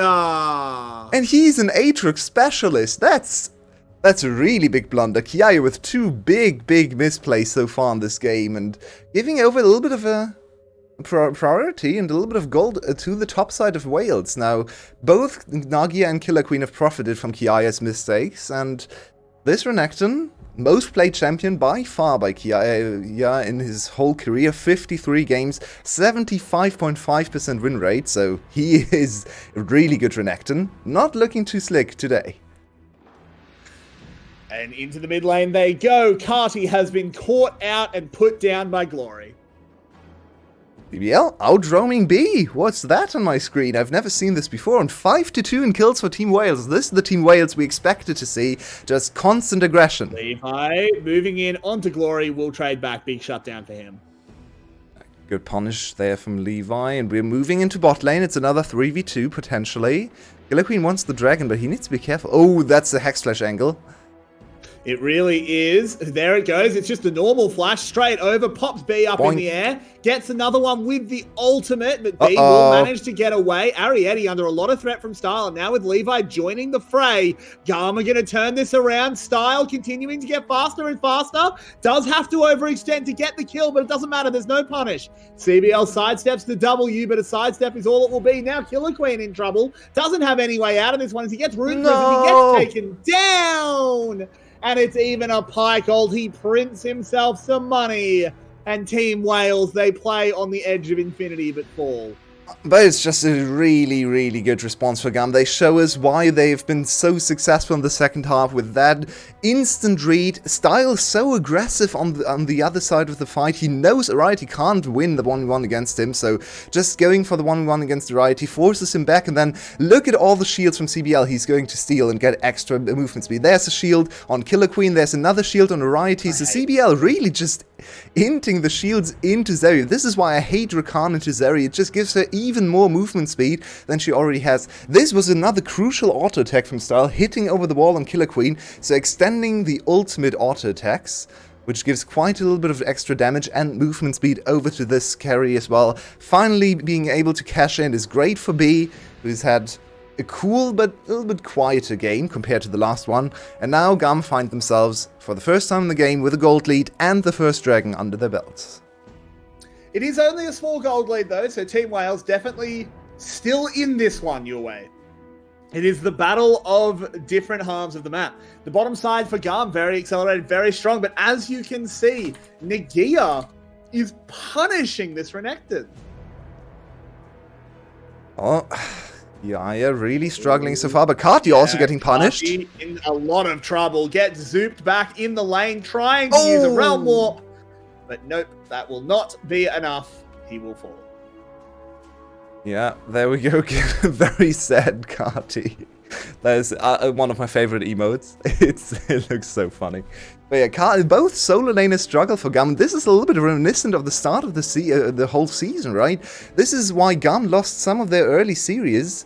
It was mostly just because their 2 solo laners were underperforming. They're back in form now, but today, at least in this game, a little bit of a callback to the start of this season. Maybe enough for Wales to profit with at least 1 game victory. Maybe. That tower is very low your way. As CBL finds a B in a bush, but he's able to just roll away, no problems. At the moment, as they're just farming this one out. And your way, I have to ask you the question, is who wins? A very strong LeBlanc and Aatrox, or a Zeri? Well, LeBlanc is actually one of the champs that might be able to lock it down. McCarty under a lot of pressure again. Levi's here. Yeah, I think he'll be falling. No, never mind. Oh, yes, he will. Levi tried to be a hero, but now Team Wales has reinforced in force. Kiaya in the backside could try and do something. Poppycopter is perfect. Nearly saves Nagia, but B is there to get the done. And B spreading so much gold over to the top side now, really bailing out his failing top side now as well. I'm not sure who got the kill credit. might have been Kiaya, which would be a boon for him, because he's struggling in this matchup. In the meantime, though, good macro answer from Team Wales, just letting their ADC take the first tower of the game, which is now... Oh, yeah, it was the first tower of the game. So this Sivir 0-3 in terms of kill score, but actually with a lot of gold from the plates and the early tower gold, so might be able to provide a little bit of late game insurance too. Yeah, absolutely could. And so let's go into the replay. Let's see. Yeah, Cardi just overextended. Yeah, not much Cardi can do. He's under so much pressure, and this Rice pick not really working out. I really like the answer from Team Wales. The whole game just geared towards punishing Rice, because if you get mid lane prio, and your top lane is also winning, like Nagia is, you have so much to play for. You have so much space on the map you can control, and it's really working out for Wales. Unfortunately, the other side of the map is holding them back. Yes, Bugam's bot lane sitting on 5 kills between the two of them, and 2 of those are Pike kills, so that's 2 extra kills. And, well, does it really matter that your mid lane is 0-4 when your Zeri is 3-1? We have to see. We have to see. Sure. We will have to see, but I will say, even with the Pike money printer having spun up twice, it is still Team Wales with gold lead. Yeah, very true. So, they're doing, in terms of real gold, they're actually even further ahead. I know that's not how that works before anyone gets angry at me. A Herald summoned up in the mid lane. This should be a tower now going down for GAM, so they should pull ahead just a little bit. Killer Queen not in position to try again. Maybe better for him because he failed miserably last time. That's a tower. Oh, no. Levi now moving in. CBL trying to hold them back, but GAM are here in force. Cardi picks up a kill. Killer Queen coming in. I don't think that's where you want to be. He's now got to play around 4. Can knock the Zeri away. Now with Nagia coming in, he might be enough. Glory here as well. Wing forward. They take down Cardi, but it's still style that matters. Killer Queen going down. Nagia trying to do everything. Lands 1, lands 2, but it doesn't matter when Ariete falls. Nagia will go down. Never mind, he'll get over the wall, but it's only Glory and Nagia. Nagia dead. Once again, your way. It looks close until it isn't. Yeah, and there was no reason to try to defend the tower. We also, I actually want to shout at my analysts again, because they looked at this Aatrox pick into Zeri and said, well, Aatrox can't do anything against Zeri, she just walks away, and that's exactly what happened this team fight. Laurie on the hunt, can Style survive? No, double kill! Oh! Okay, out of nowhere, Carti arriving now, has a Realm Warp. This should get a kill onto Glory, but now Carti's worth gold again, your way. Finally a VCS game today. Look at the kill score, 21 in 17 minutes. But here, this is a huge mistake for Wales. They could... the bot lane just... You can't really say anything, but that's an int, because why would you stay under tower when you know the charge is coming in? They just gave away 2 kills, or should have been 2 kills for free. Ariete barely surviving and then getting pulled back in by some calls of his team. I think Nagia really trying his best, but the Zeri can just go melee mode into Aatrox and doesn't have to fear anything. Even Kiaya finally getting to participate in this game. A kill on Ariete, and now Nagia gets executed by Style as well. So a lot of kills over to Style, some money over to the Pike as well, and finally Kiaya in the game too. We see GAM profiting with a decent gold lead. Now, they did lose the Dragon though, so honestly, the whole run of play still kind of okay for Team Wales. It's definitely not as bad as it could have been.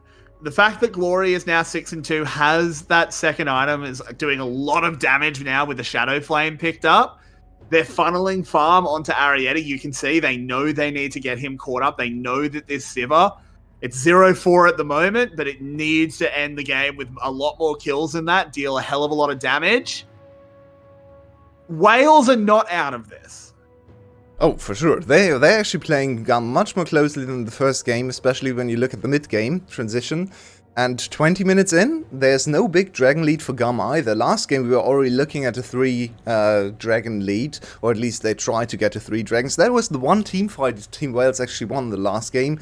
So as long as they don't get caught again at 25 minutes right around Baron and give over the free Baron for GAM, they should be fine. They still have a lot of scaling. They actually, Style has a lot to keep in mind this game.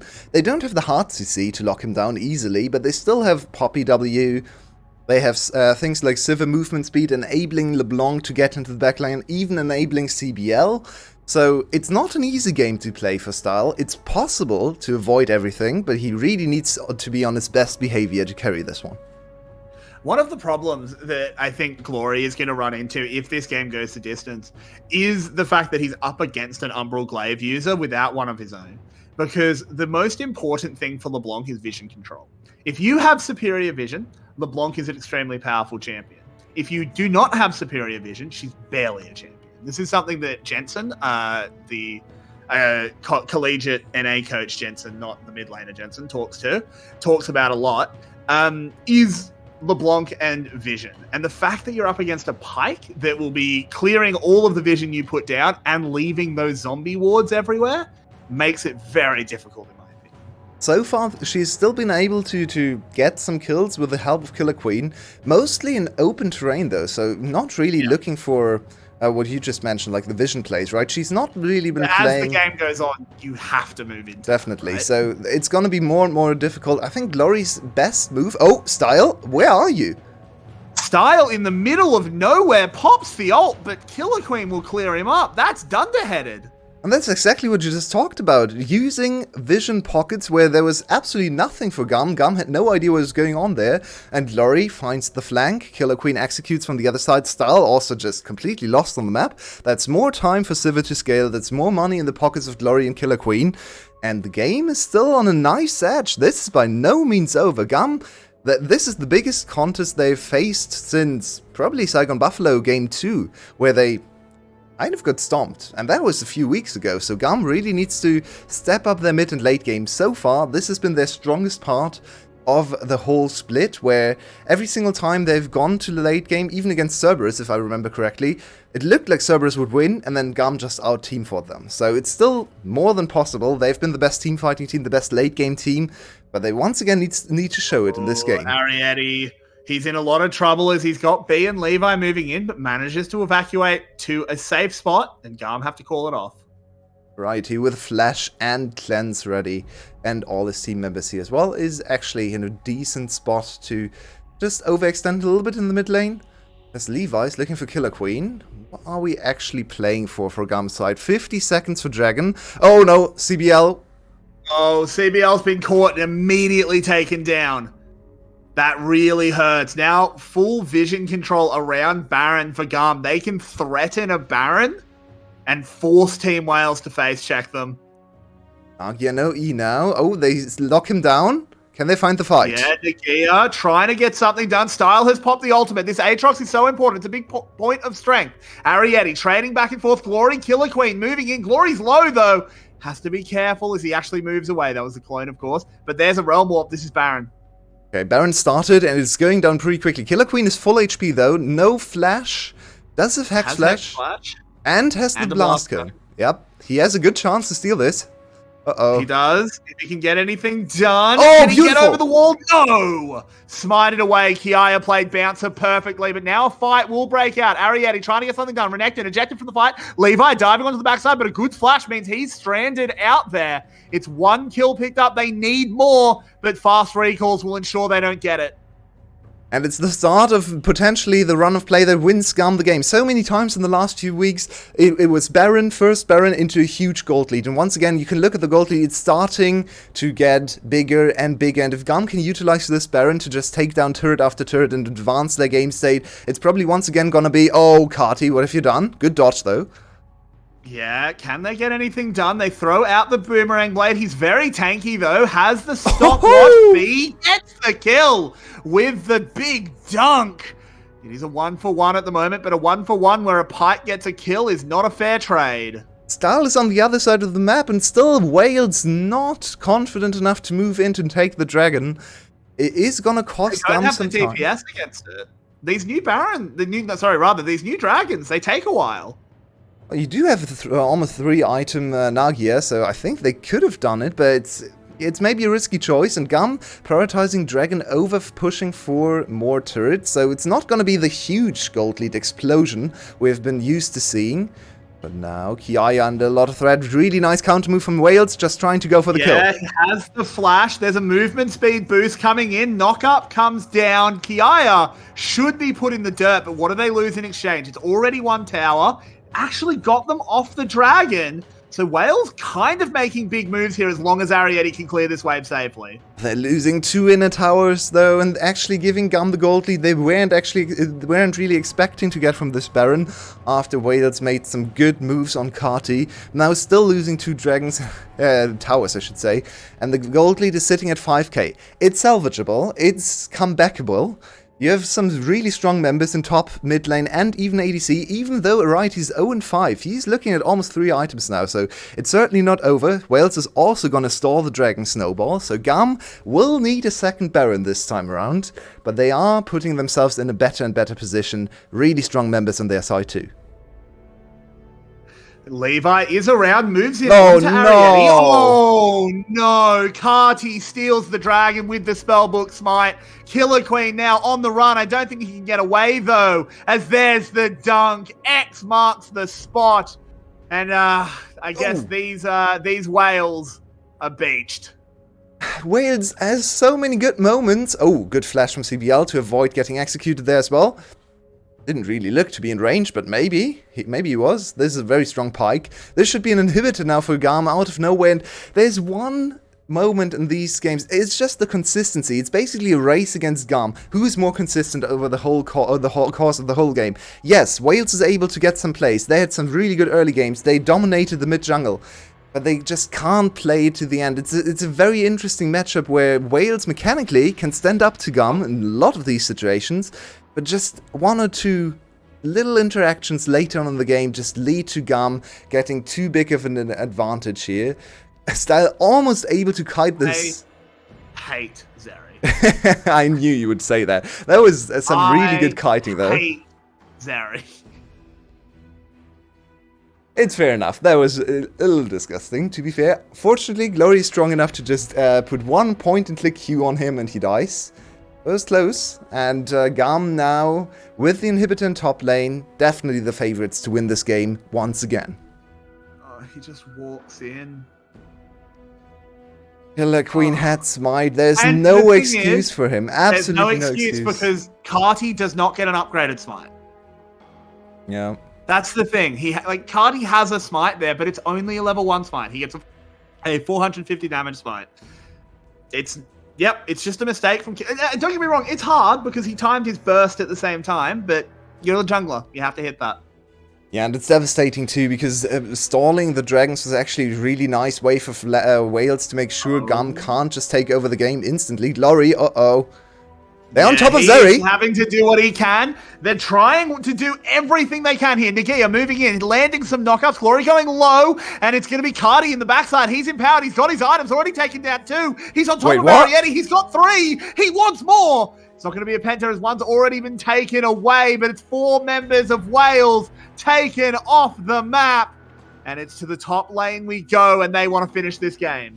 And Carty, untiltable this game, was picked on so many times, misplayed some situations too, was 0-4 at the start, and now he's carrying teamfights, stealing dragons, doing everything for his team. Style just a bait, actually went for the tanky build, and now was able to just stand there in the teamfight, not doing anything, while Carty destroyed the back half.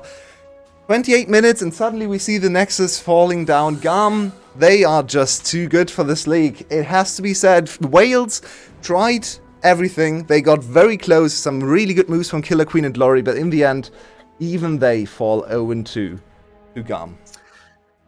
I mean, Hanke, do us a solid and at least look like you might lose a game, man. It's getting a little bit repetitive how good GAM is. This team is unbelievable. And I think Maybe they just playoffs is confirmed the where they number finally 1 stumble. position. Yeah, I think so, but I think our analyst desk will want to run through all of that, so I'm going to give it over to them nice and quickly, because Beast, you've made yourself a foldy sheet. How many ones does this knock out? Take it away, guys. Welcome back, everybody, to the VCS English Analyst Desk, as GAM takes down Wales in a very swift 2-0. To be quite honest, I don't think this series warrants too much analysis. If you want to make some kind of parting points on everything that had happened, if you have any big takeaways from what we've seen, obviously, I think GAM performed just about as well as we expected them to. Wales had some tricks up their sleeve. The LeBlanc turned out all right, but you have any other kind of prevailing ideas about anything that's happened after this series? I mean, this game was a reminder of why I consistently hate seeing Pike.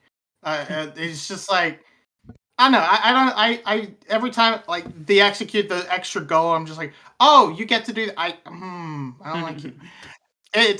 I don't like it for a lot of similar reasons. I don't like Zeri. It's just feels a bit. It's just too slippery. I don't like slippery champions. I don't like LeBlanc for the same reason. There's a theme here. Too many dashes.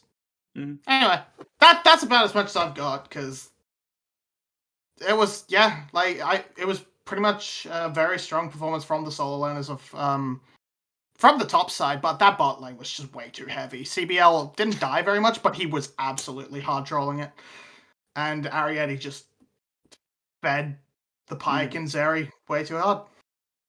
Yeah, and you asked for the folder sheet of that knocks out half the remaining scenarios.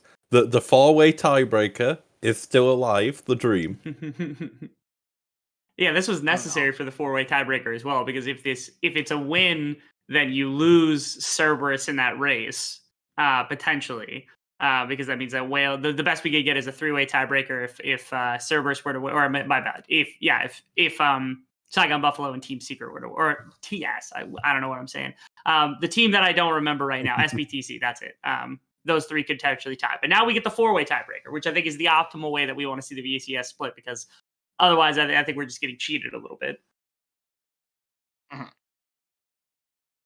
Yeah, for sure. All right. I think, man, GAM's just too good. You can hear we go back to when it was fun and we didn't know GAM was going to win everything. Players talking that GAM were just like that. There was hope. There was hope that maybe GAM were Mall, and then they weren't. That locked them into first seed, and really coming into playoffs, it doesn't look like anyone's going to beat them. Yeah, can I just say also the fact that we've had GAM be such a dominant force in the VCS since like always, and for multiple years now we haven't seen them in international competition. Basically, since I started casting, we haven't had a chance to see GAM in international competition. And so this is the first opportunity we'll get, because I was like, okay, MSI, they'll get to go. Then they didn't go to MSI because they went to SEA Games instead, which is fine. They represented their country. They did very well there. But then now they get their first chance at Worlds. And so at the beginning of the split, I was really upset. I was like, there's no way GAM will miss Worlds, right? Like, this is not the team that needs to miss. Like, anybody else, it would make some sense. But GAM has to go. And so now taking number 1 seed, it's not confirmed yet, but it feels extremely, extremely warranted that they should be a team that is going to the world stage to represent VCS, because they are, in a lot of ways, the face of the VCS, having won so many splits, so many games. Hardy's first time too, after winning 4 or 5 titles. Carty's stats are just amazing. Back to back. Yeah, Carty has 8 events played, 7 finals made, 6-1.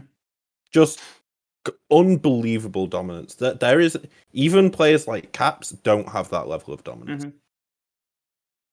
It's like I said, I think there's a lot of players that really the world hasn't really been exposed to quite yet. We haven't gotten to see B on the main stage. We haven't gotten to see Style on the main stage, because both of them were additions as of like last year. Haven't really seen Kiaya and Kadi yet on the main stage. Really, Levi is the only piece of this that anybody's been exposed to. And so it's going to be nice that for VCS and a lot of viewers around the world to finally get their first kind of look at what the VCS truly has been and truly has developed over the last couple of years, which is cool. So then let's break into discussion on the remaining teams, because obviously we have one more series today, which is going to be a pretty good one once again for potentially the 4-way tie. It is going to be rely on AS, so that will come when we get to our next S segment. But first off, let's have a discussion on Wales. Does this break any notions about Wales? Obviously, they came in on a really decent win streak. They had the great win against Saigon yesterday. Does this put a damper on anything? Do you not see Wales as being a competitor? I know they're playing against GAM, but did anything today suggest maybe they aren't a team that you would want to see competing for a world spot potentially? Exactly the opposite for me. With how dominant GAM looked, Team Wales took it to them. It was something like 15 kills during that game. It was really close. Even game 1, even though it did look GAM dominated, it wasn't like GAM walked over them. It was that GAM neutralized and outscaled. It wasn't that they won in 20 minutes or something like that. Yeah, I mean, very disappointed in the bot lane from that last game, but definitely I'm still dying to see Glory get his chance at the big shot. Absolute menace this game. Killer Queen as well. I'd love to see these players make a splash, get some international fans, but yeah, you're only really got that one spot. I don't think they're going to make it. I think they're a pretty comfortable 4th place team, but I really do like. I like a lot. I like these players. I like this team. They're my favorite. Okay, then I guess my only other question is, let's say you're GAM, right, and you're sitting at number 1 because they just locked that position. And let's say you have a choice between any of the 4 teams that are currently vying for the spots in playoffs, right? SE, Saigon, Wales, and Cerberus. Who are you taking there in comparison with one another right now if you're GAM? Who would you select out of that group if you only had to pick one? Cerberus. I'm not Because sure I it's mean, that you might as well simple. take the free win.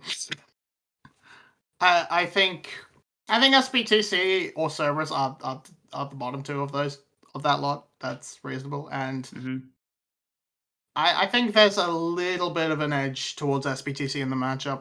I don't know, have too much behind that. It's just gut feeling and perverse Kiaya. Little bit of a roughie, but yeah. I honestly think, even though Wales gave them a good fight this time, they'd pick Wales. They're 4-1 versus Wales now, and they actually lose the head-to-head versus SGB. That is partly because of the Wild Bee was ill, but even then, I think you have to pick the team that you've done the best versus historically, and that is Wales.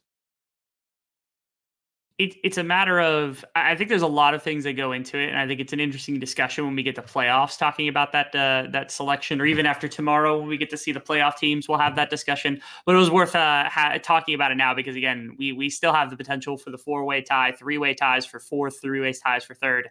It's an exciting time to be a VCS fan. One way or another, we do have another series coming up a little bit later on the day. Saigon Buffalo will be taking on AS Esports. And once again, this is a determination for, will Saigon end up confirming their spot for playoffs? Will they end up in a position where they could be in a 3 or 4-way tie for their position? And AS, basically, they're just playing to make sure they're a 7 seed as opposed to Genius, who certainly sits behind them in the standings at 2-11 versus anything else. And so for them, they're not completely out of the woods yet. Yes, they're in relegations, but there is still some validity to the games that they and Geniuses have to play. One way or another, we will be back to the VCS Analyst Desk. We'll return after maybe 20-30 minute hiatus, something like that, when we kick off our series number 2. So stick around. We will be right back.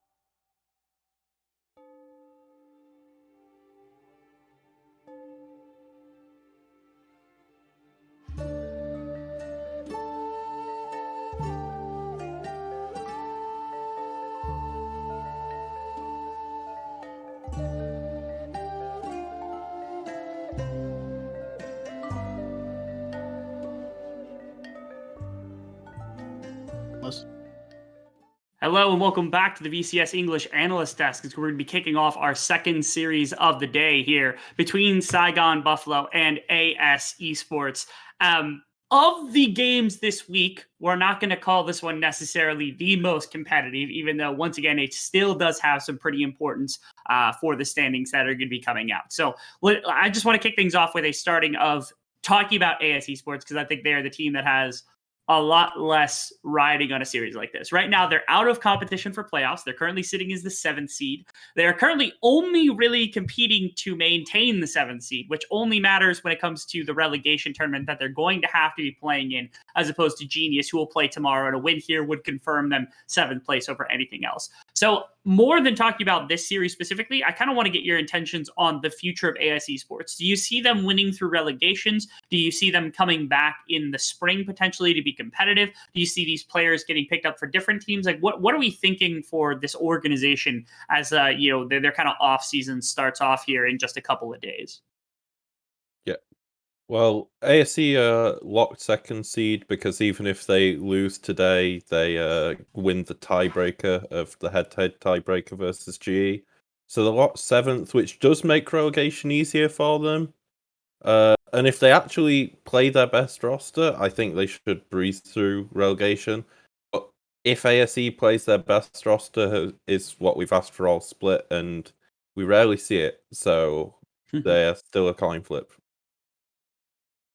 This is always so hard because we know so little about VCSB at this stage. We know Flash, we know their roster, and that looks pretty competitive. I could see that taking a spot, but I would predict that spot to be taken over Genius instead of ASE. So I think they can they should be able to bounce back pretty comfortably. And even if they don't, I think there is a future for a few of these players on rosters. So then this is a more cool discussion, because I think it's the one thing that we could talk about for ASE Esports, which is that when it comes to VCS this split, we actually haven't had that many rookies kind of step into roles outside of ASE Esports. They've done a wonderful job using basically a full rookie roster and trying to incorporate that. But outside of that, it has mostly been substitutes here and there for a couple of teams. You got players like Buns that have taken a game here or there. But outside of that, Skewed, I think, stepped in for a single series or something like that. But other than those very limited players, the main candidates right now for Rookie of the Split are ASE Esports. So I'm going to ask both of you what your opinion of is who on this team does get Rookie of the Split. All right, so it's quite simple. With OG, ASE have won games. They have won series with OG. With Easy Love, they have not. I think they've won a game. So, kind of a big difference maker, kind of been an important player on the team and been that big star that can actually step up, because I mean, outside of this team, who are we looking at? Leash? Yeah, it definitely should be an ASE player. I go for Play Cool. I'd say Uji's had better peaks, but Play Cool's played the entire split, while Uji's only played about half the games. So I'd go for Play Cool. Not to mention, I mean, I think the fact that you have 2T on the roster and you've got LLT was taking time from 2T in the top lane where he's off rolling, but the fact that they were so confident in the fact that they believed Playcool deserved mid lane and that they were swapping 2T with LLT was a lot of kind of credence towards Playcool. But it was very clear to everybody that Uji was just the best on this roster. I think a lot of us held that standpoint, and the fact that they got subbed out was a little ridiculous. So it would be nice to see them get some more games, especially if they end up winning Rookie of the Split. As of yesterday, also, Saigon Buffalo, now switching kind of tactics here. Saigon Buffalo did lose to Wales yesterday in a 2-1. Did they lose any credibility in your minds when it comes to a loss this late in the season, especially against another playoff contender, somebody that's pushing for that 4th, 3rd spot? If we hadn't seen how well Wales did against GAM earlier today, I would have said yes, but Wales look good. Wales genuinely look a lot better than Secret did against GAM. They beat SGB. I'm trying to remember, I believe they beat SE 2-1 last week. So the Wales look really strong. So SGB losing to them isn't really a big shock horror. It's actually just Wales looking really good. I think SGB and Wales are both competitive for the world spot. Yeah, I think SGB is definitely one of our while they are one of our higher peaking teams, and them getting second is definitely on the cards for them.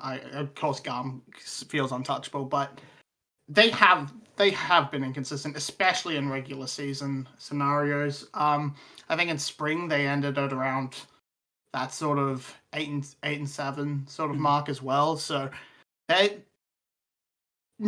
definitely not too worried about them. They are definitely that playoff best of 5 team, and yeah, Wales are good. Like, they're not the top team, but they are good.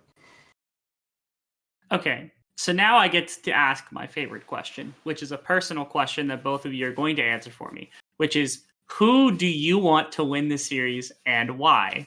Mostly because there are very good ramifications for wins and losses here, and I need to hear both my analysts' take on your preference in this one. So tell me, who do you want to win this series?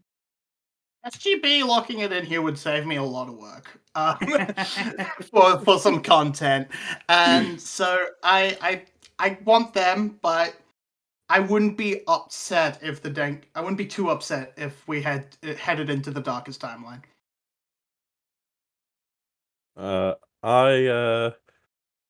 I think SGB will win. My head says SGB, but my heart really wants this 4-way tiebreaker.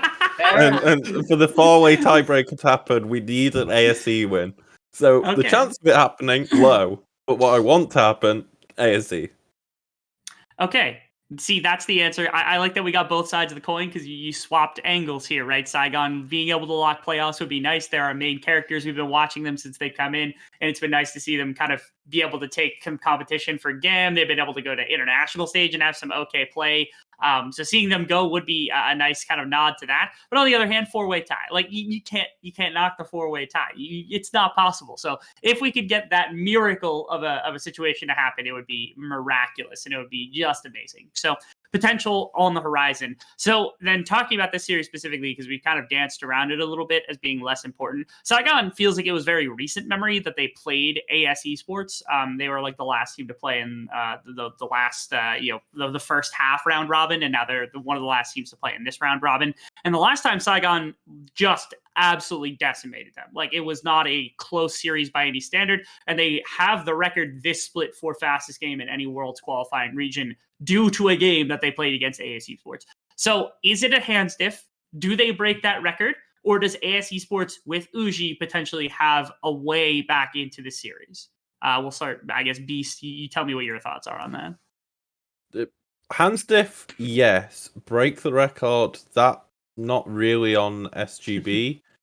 There's a very good chance that ASE just go, okay, we're locked 7th place, we can play anything and anyone, and we just see ASE sort of, I don't want to say in the game, but just playing stuff that you wouldn't normally see in a series. And if that happens, then yes, SGB can easily break their record. If it's a standard game where ASE are trying, even though they don't have anything to play for, then yeah, I think ASE are good enough to keep the game record from being broken. Yeah, I don't think that's gonna happen. SGB versus GA was that, like, it was sub 18 minutes. That's nigh on impossible to get, and that was with an absolute troll draft from the side of Genius. So I don't think ASE are going to lose that hard unless there is some actual shenanigans going on. I can't see it. That game was just too damn dominant from SGB.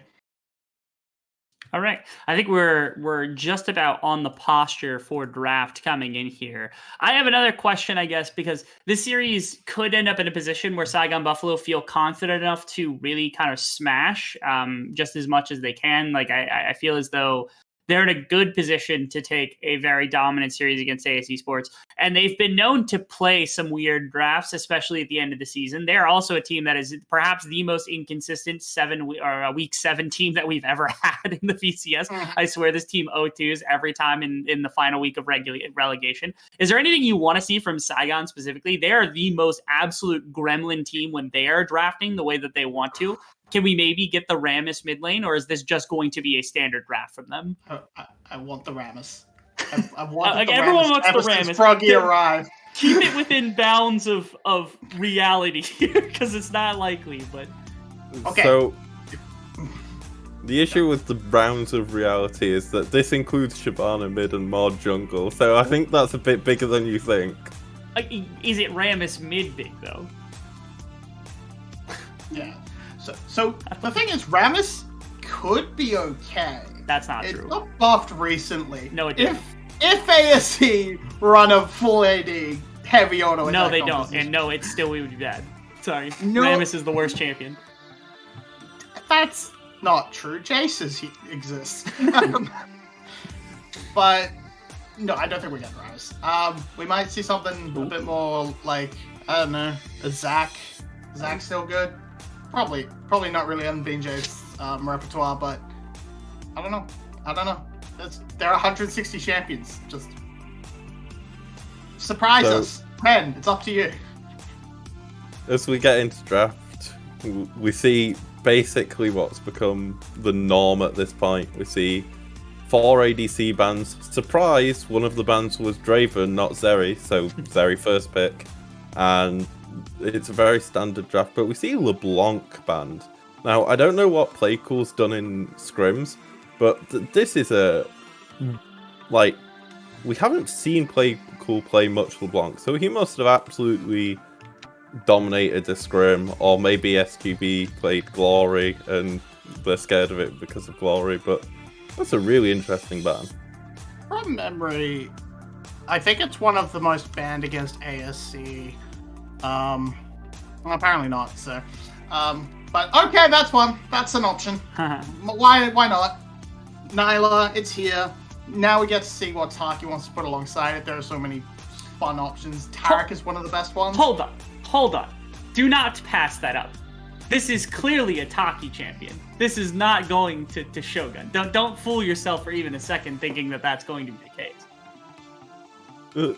The sad thing is, yeah, it's Taki, it's possible. Sure, send a Nyla first time ever. Probably doesn't work, but it's Taki. He can make it work. No. It's a Hasmed champion.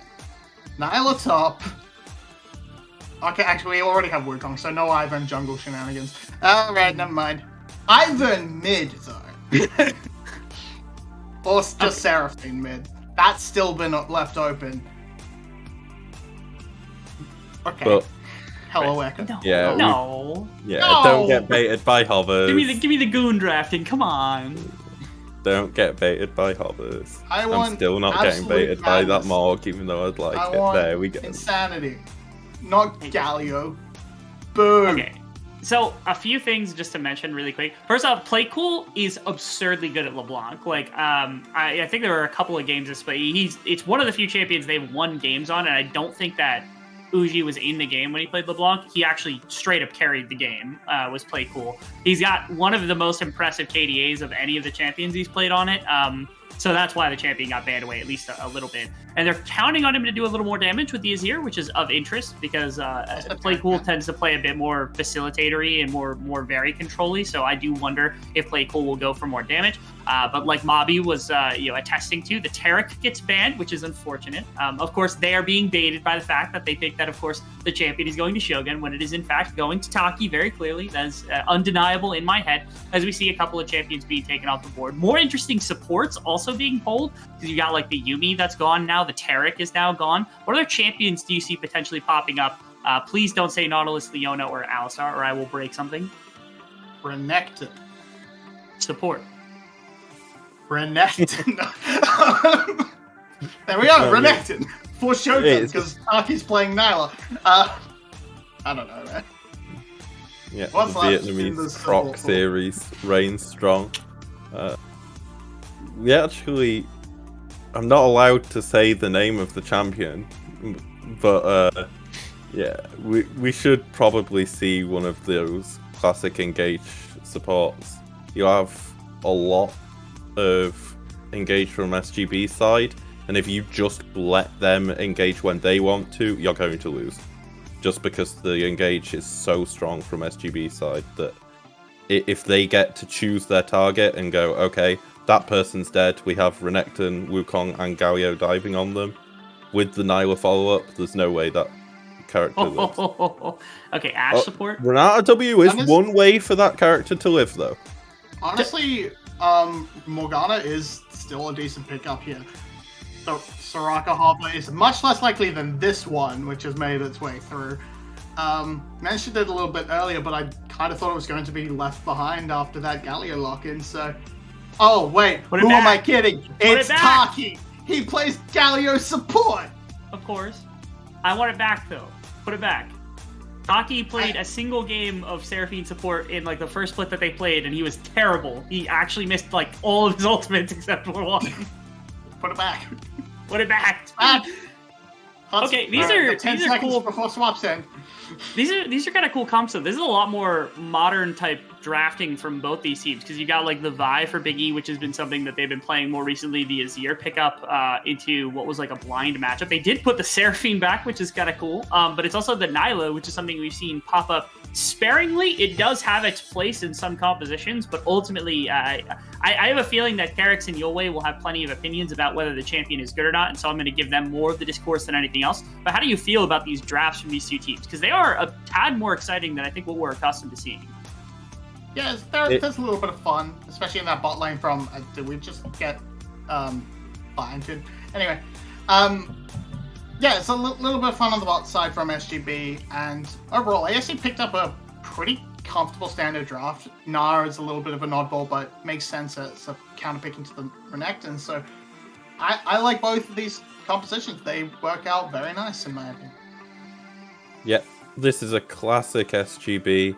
We see Galio mid for Froggy. We see an unusual bot lane. We see the Vietnamese Croc series rear its head in Renekton top. I really like SGB's draft, and they're already a better team, so that's 1-0 for them.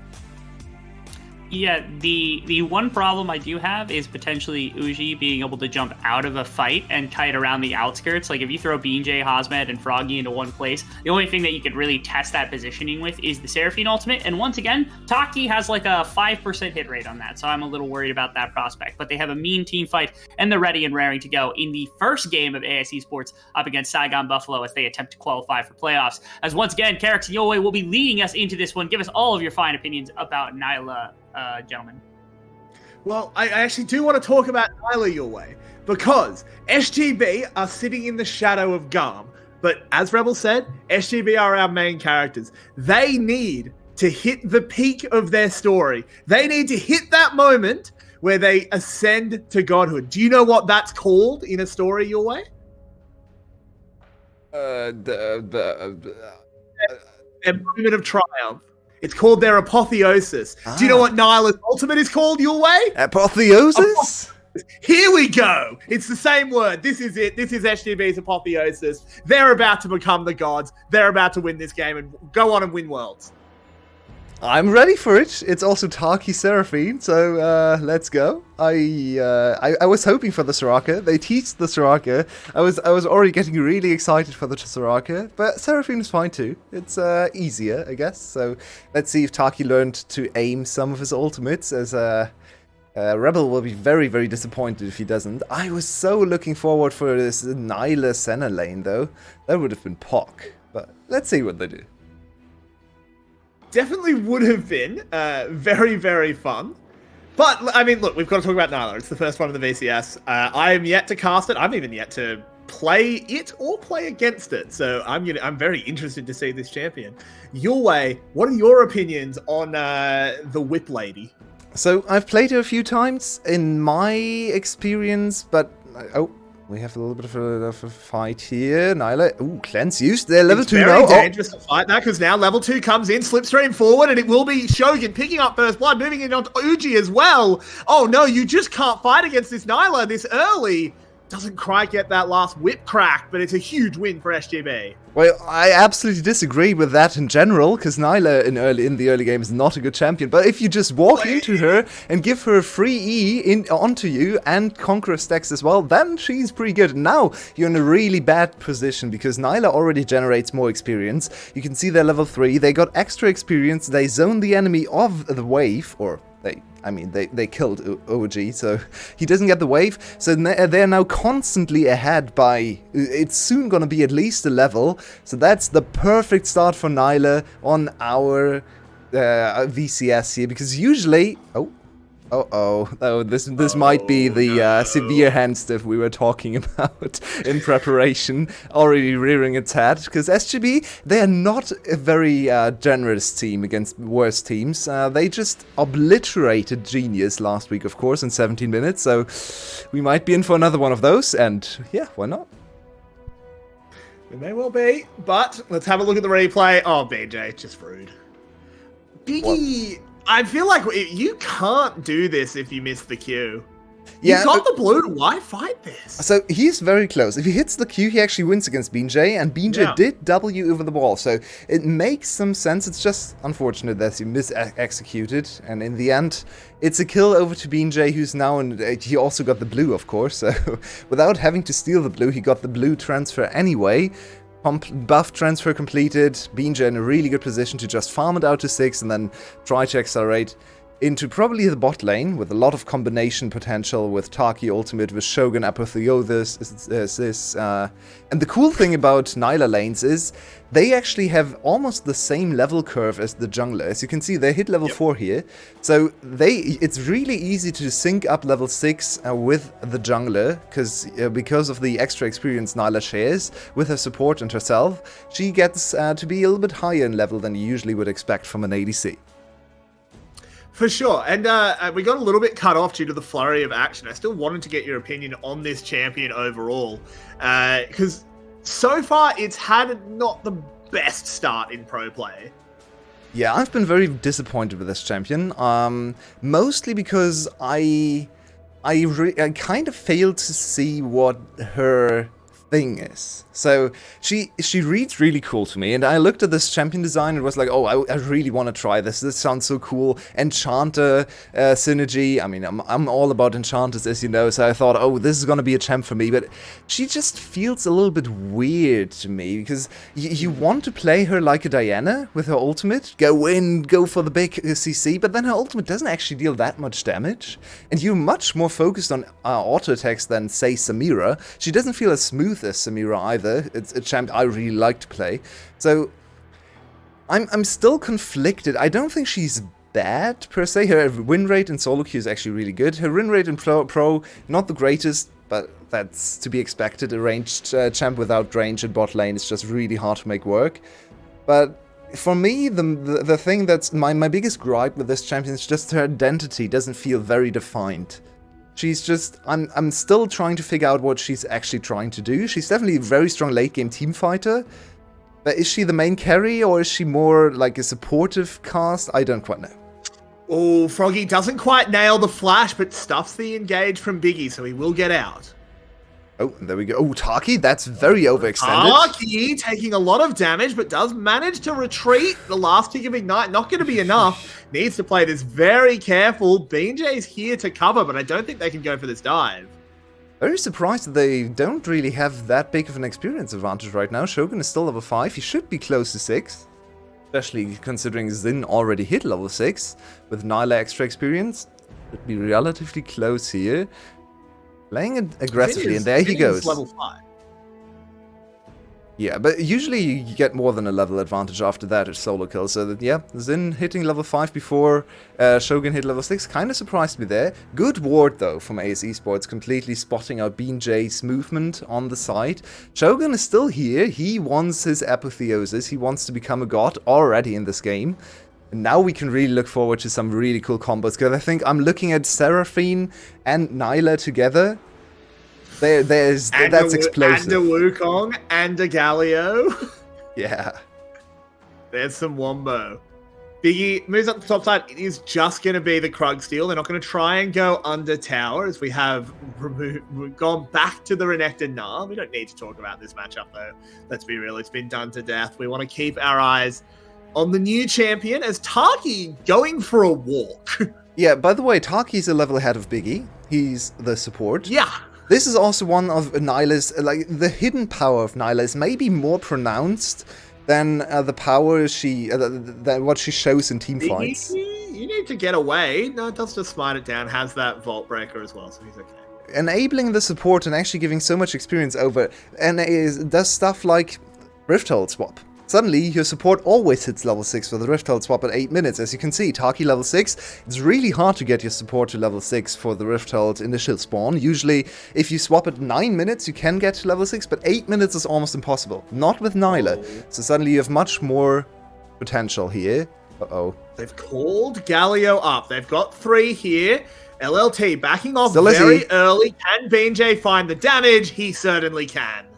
Beautifully played from BJ as well. So much patience shown there because he didn't use his E to close the gap. He was close enough already and just used his ultimate and then E to execute at the end. So very good understanding of the Wukong boundaries there. Shogun and Taki finally back together in bot lane. And I really want to see what an all-in bot lane is going to look like, because for now it's just a lot of farming down here. Not super exciting. It did free up Taki to just go for a walk, as we said. Hang on, and engage onto Taki. He gets scooped, but that actually gives him another way to find out.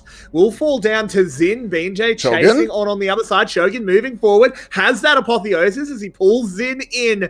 There's a bailout on top of him, but I don't think that matters as Shogun picks himself up another kill. Play cool getting out. He will be the only one involved in the play that does. Okay, objective number 1 secure for ASE Esports. It's not a perfect game. Oh, good job. You kill Taki. Yeah, it cost everything, but at least you kill Taki. And let's have a look at the replay here. This starts off with aggression. This is a bad Azir ult, in my opinion. So Taki used his ultimate relatively early, and it's so sad. Xin ultimate actually clips BJ at the end there, and BJ last hits his own support. I think he could have gotten out of there if the ultimate doesn't hit BJ, if BJ steps a little bit to the side. Vi was very close to dying as well. Hang on a minute. So if BJ got the kill, perfect game, still online. Let's go. Okay, that's unfortunately not how the scoreboard LLT plays. potentially in trouble, and Taki takes him down. I love Taki roaming on Seraphine. You don't need Alistar, you don't need Nautilus, you can just roam on Seraphine and Yuumi. We've established this already, so please just play Enchanters. Oh, Biggie, you are in some trouble here. If he gets snared up, he gets stunned, and what are you doing there, man? This is actually something I didn't expect to see on Nilah games, because it doesn't really conceptually make sense to play Nilah alone in a lane when she does exactly the opposite with her passive, where she generates extra experience if you group her together with someone.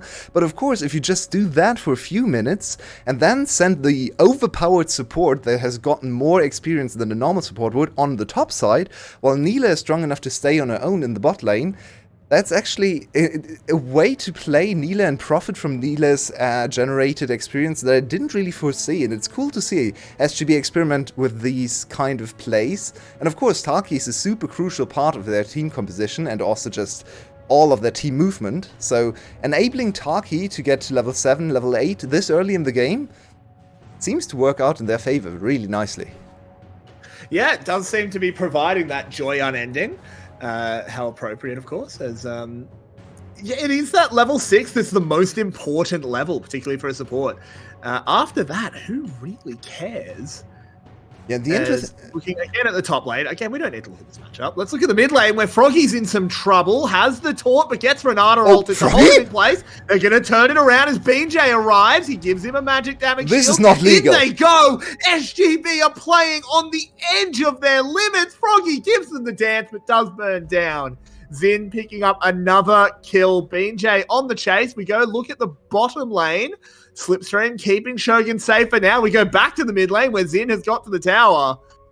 a flurry of action, and SGB go further and further ahead. Okay, Froggy is here to smurf today. Yesterday he had a really rough series. He got rightfully criticized yesterday by our casters because Glory completely destroyed him in mid lane, and then also later in the game he had some issues. But here he is on Galio, one of his best champions. He's actually ahead in farm.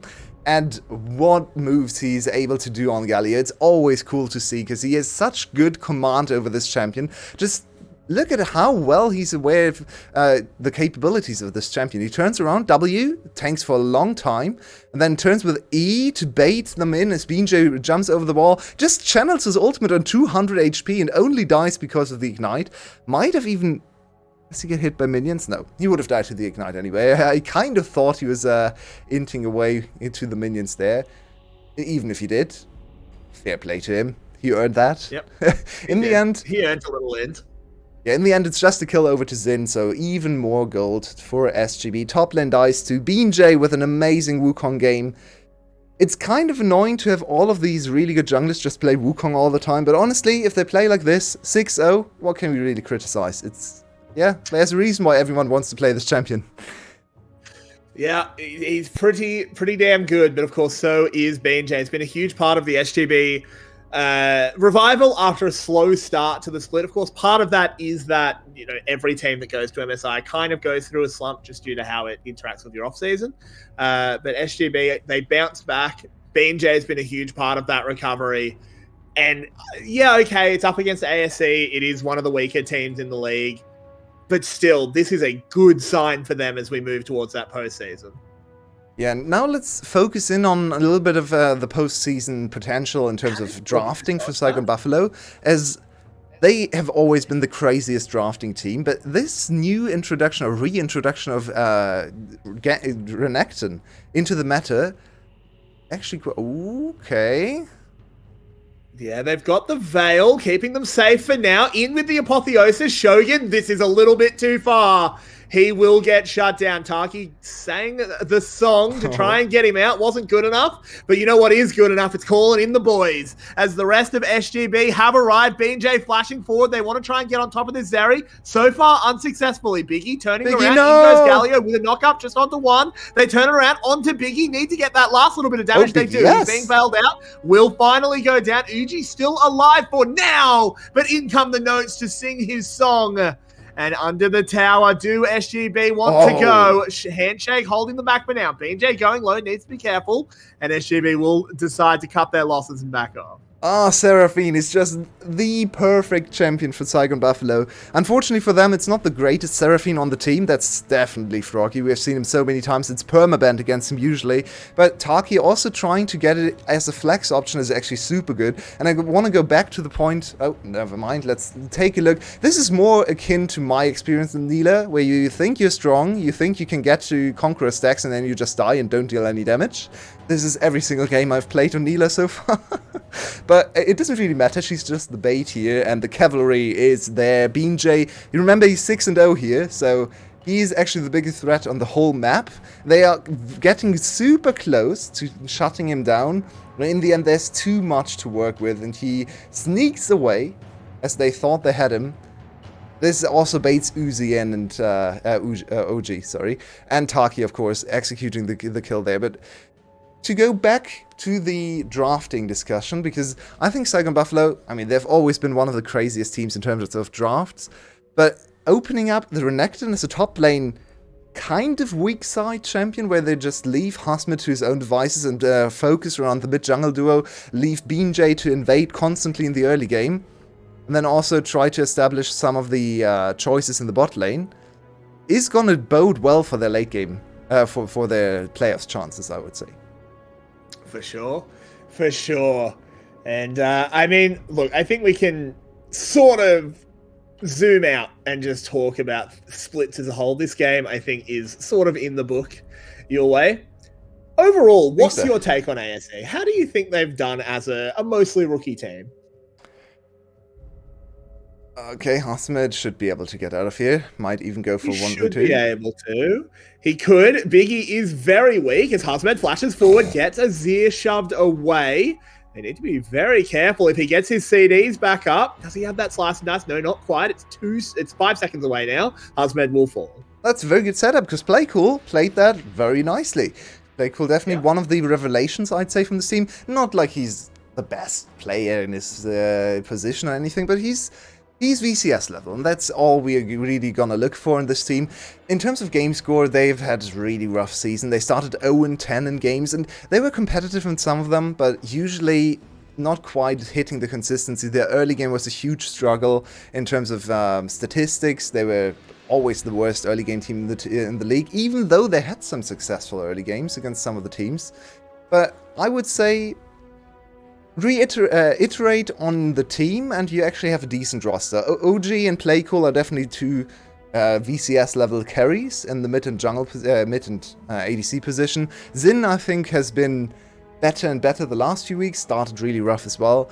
But then the top side probably needs a little bit of adaptation, because LLT and Biggie, Orhyo, both of the junglers, they just can't keep up. Look at this game, 0-5 on one side, 7-0 on the other side. The jungle gap in most of the ASE Esports games is just a little too big to really do anything.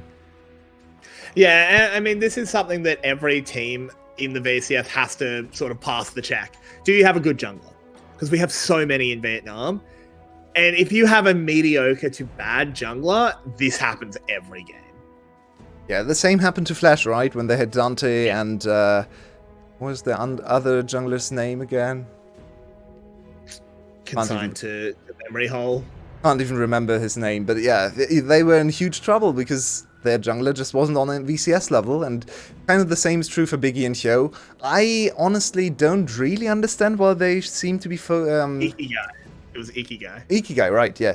I don't really understand what they're seeing in Biggie over Hyo, honestly. I mean, Biggie's more aggressive, but he's also dying a lot in these games. Almost every game he's dying.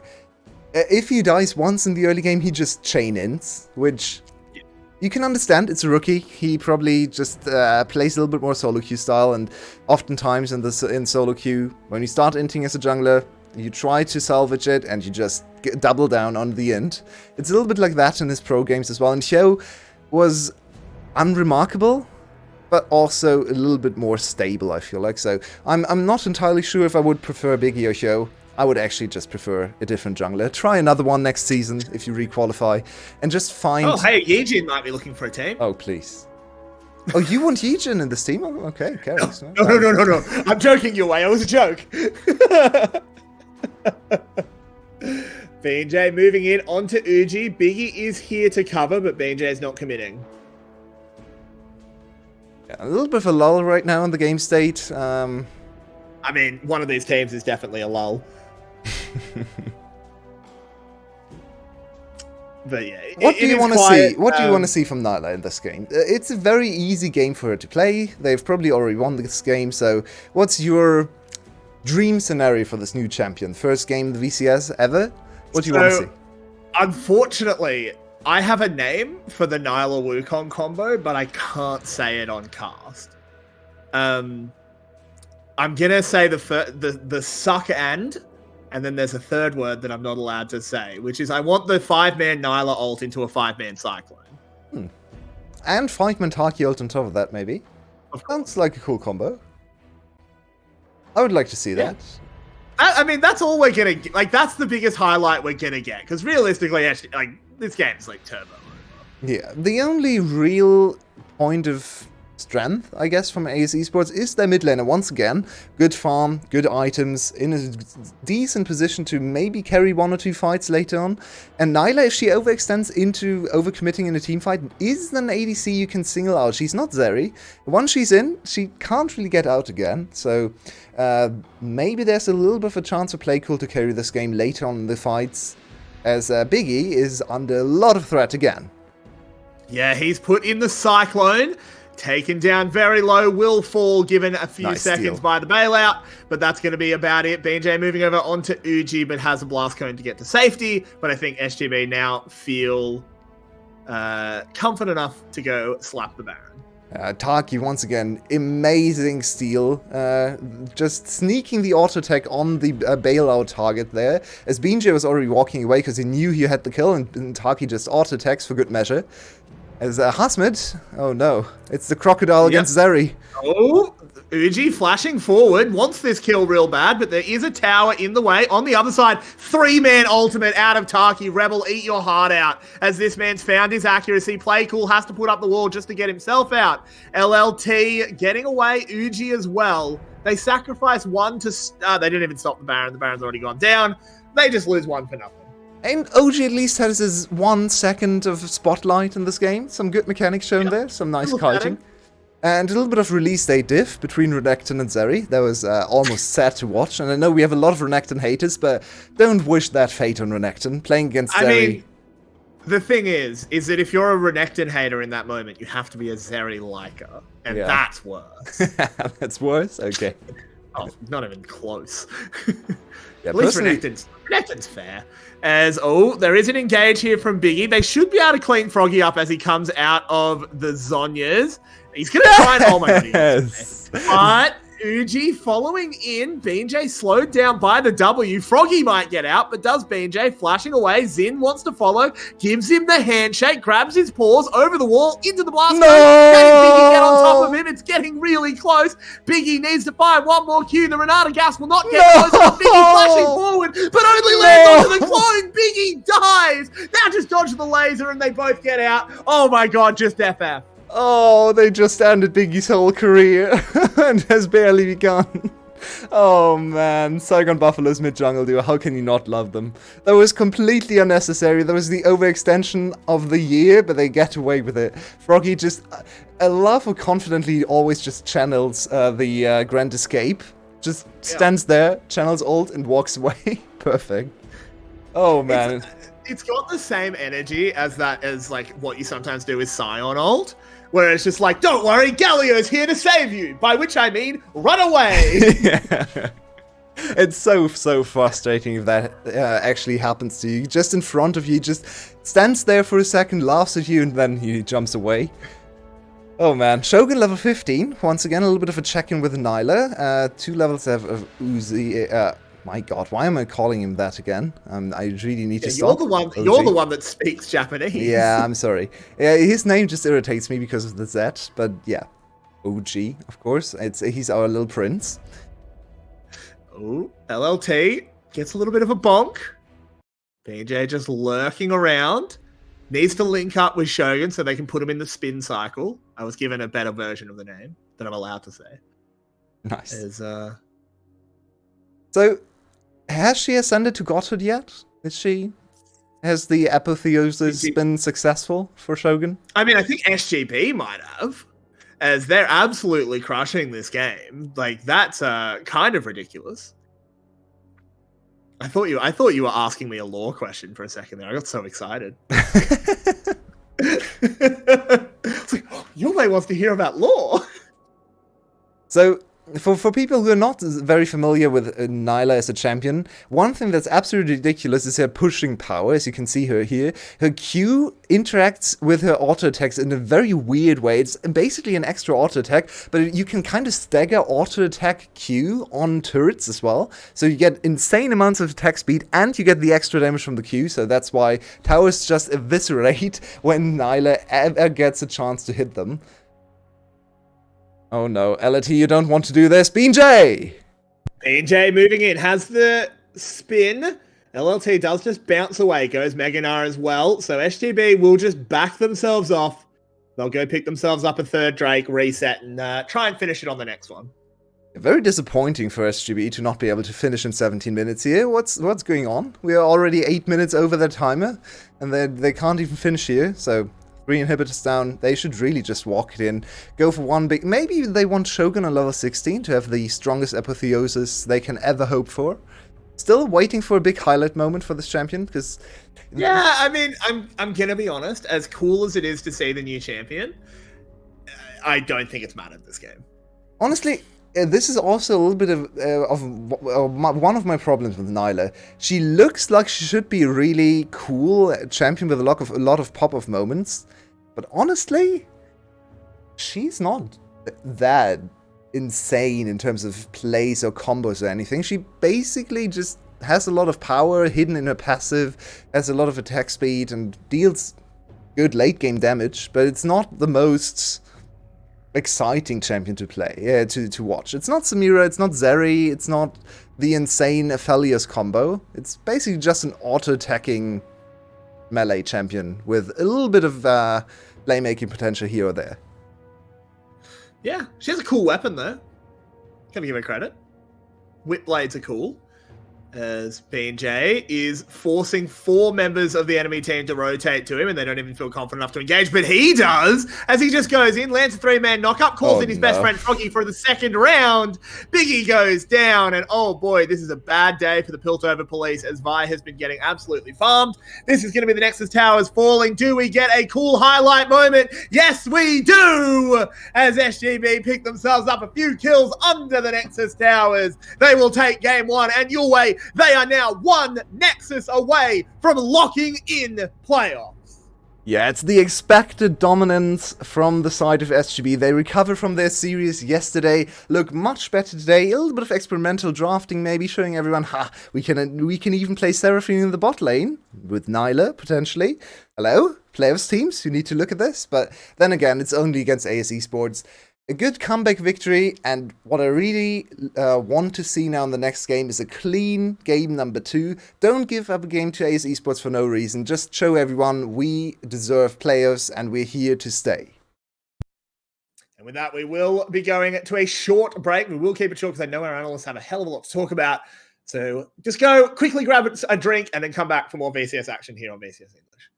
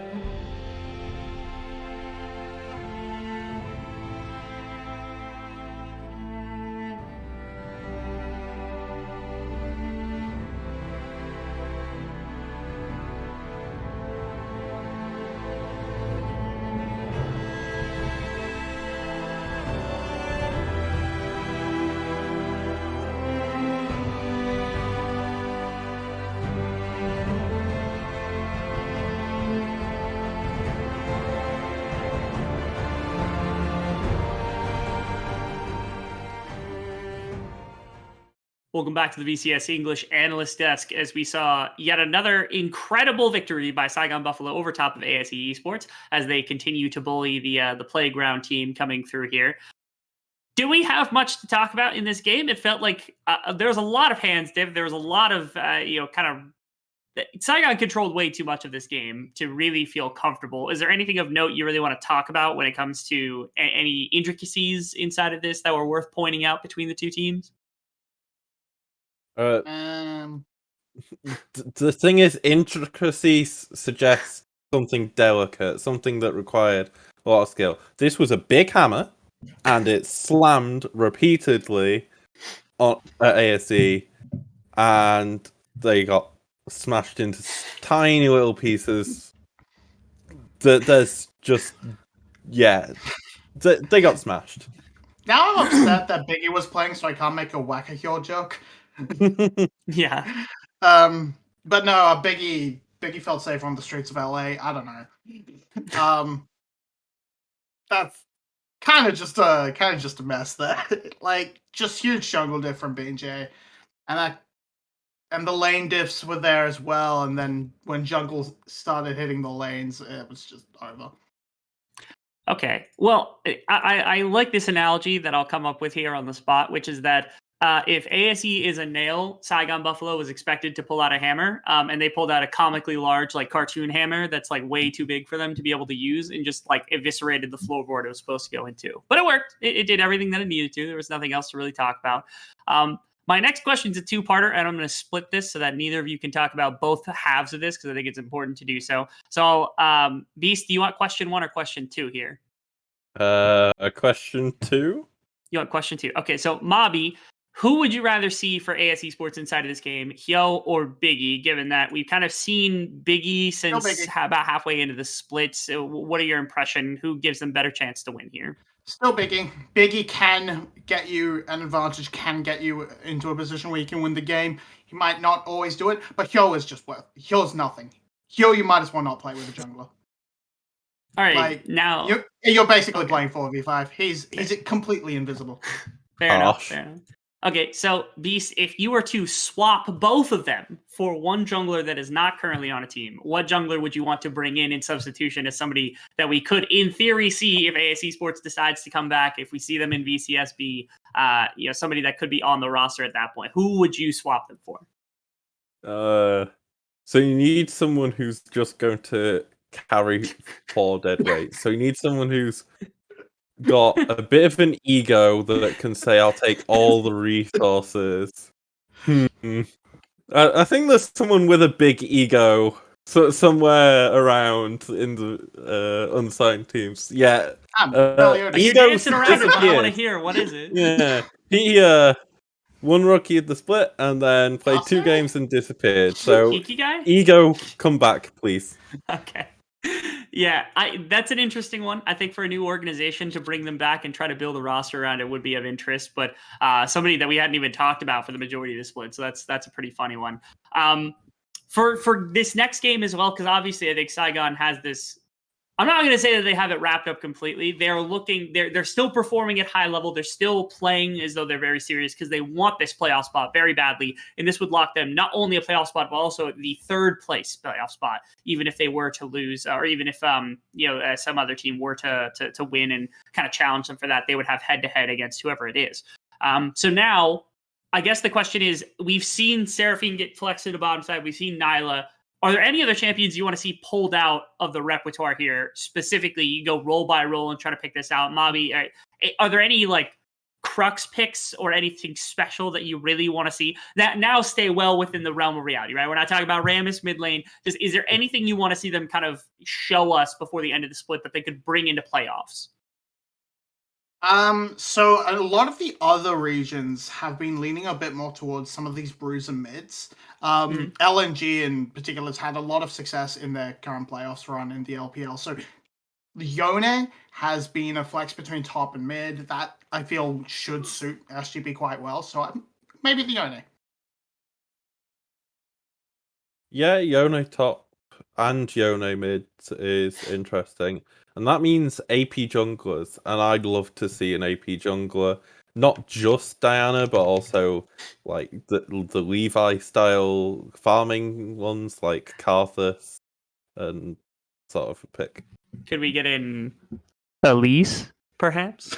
True. No, no. No Garbage. spoons here, Useless champ. unfortunately, to see it, but the potential to be made here. I think they're good suggestions. I'm also really shocked that we haven't gotten a single Yone since basically this team like came in as their full squad, because that was when Froggy started actually playing like a legitimate mid laner, and that was the champion that really solidified it to me, was the team fighting around the Yone pick, or the Yone pick. And I'm surprised it hasn't really popped up again since then as something that's been in the repertoire. But one way or another, we kick off the draft here between Saigon Buffalo and AS Esports. As you're seeing, Draven, Lucian, LeBlanc also pulled away. Just powerful, powerful champions for the two young rookies that we think are contested right now for Rookie of the Split. On the other side, the Pantheon respect given, because it is the red side for AS Esports. The Seraphine having to be banned away to make sure they don't get their hands on that one. And Sivir and Zeri both left available for the side of Saigon. In my opinion, Sivir is better for them, but that's just me, as we'll get a chance to see after Kalista was taken off the board. And now we get see the classic trade once again. It's every game. This is getting to Corky Azir levels now. We now have Sivir Zeri. What was it? A couple years? Was it Kaiser Zaya, like 2018? Kaiser Zaya never left. Kaiser Zaya never left the VCS. Only to be replaced by Ilias Jinx. It's Twitch. It's me! Now, if you want to see ADC hard carry, this is the pick other than Zeri to go for. But unlike the Zeri, Twitch has some insane just hard carry potential. Zeri, you have to have a front line.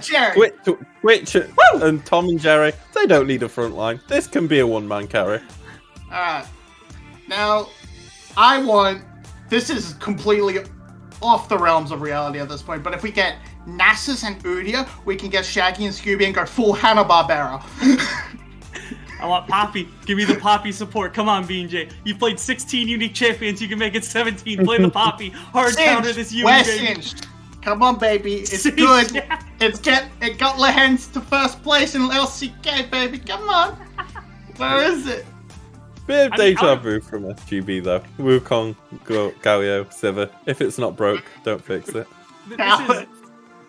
This is like Thanos comp from Buffalo. they get Galio mid lane, they get BJ's Wukong. That's amazing team fighting, and they put Shogun on Sivir, which is far and away the best ADC that he's got, and one of the best team fighting ADCs that they've showed all split. This is not okay.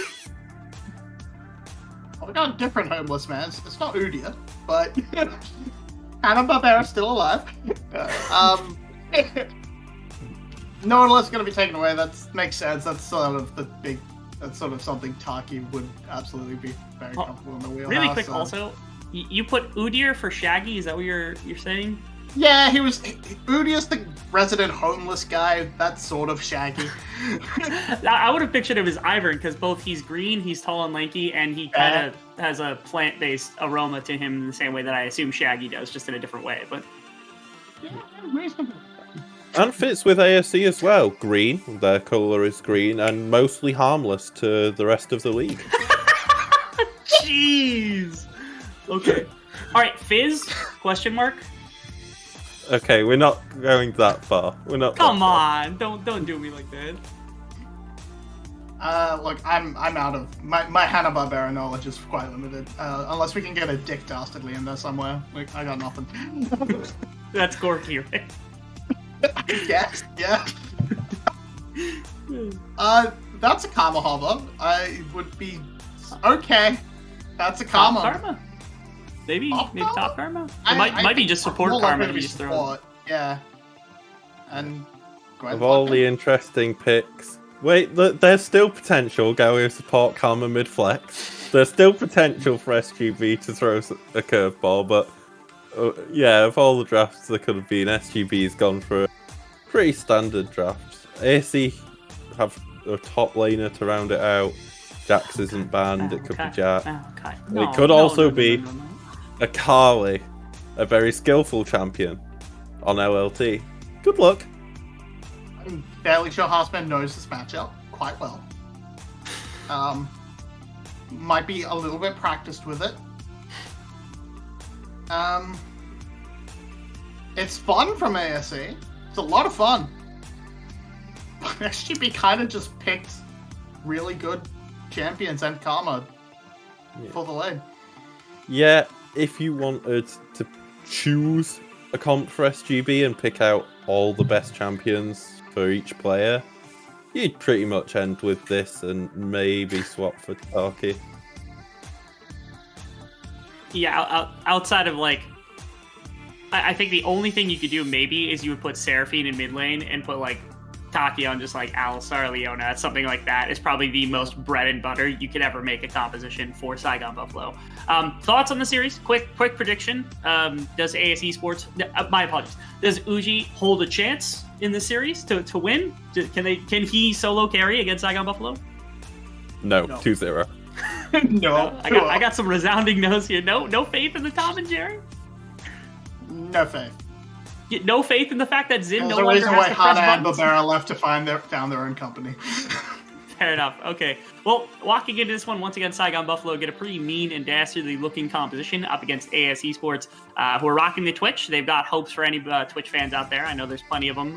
We talk about it all the time. And they picked Yumi. They're the first team that decided to actually do something with that champion, which is kind of nice to see.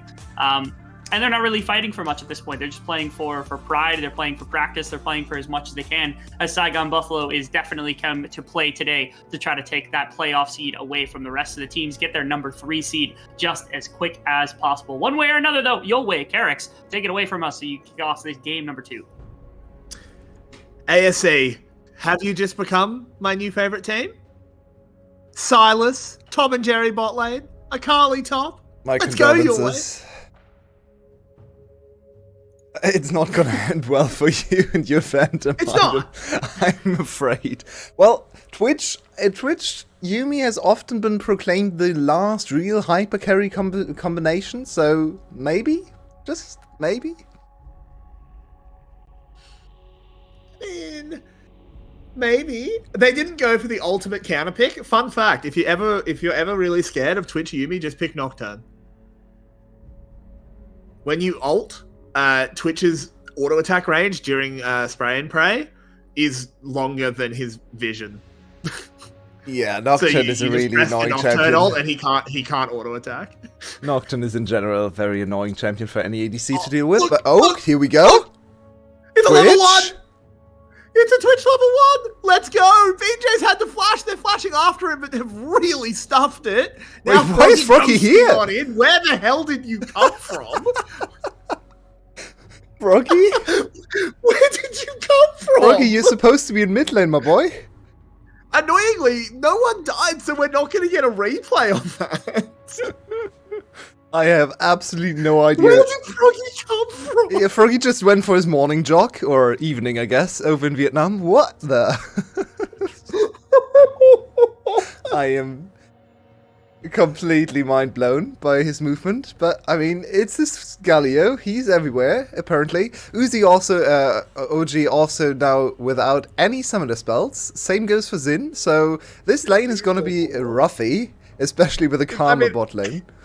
That was such a that jungle invade was the equivalent of playing jungle Twitch. It's just like, did you get the level 2 cheese kill? No. Okay, press Alt F4. Yeah, exactly. You're done.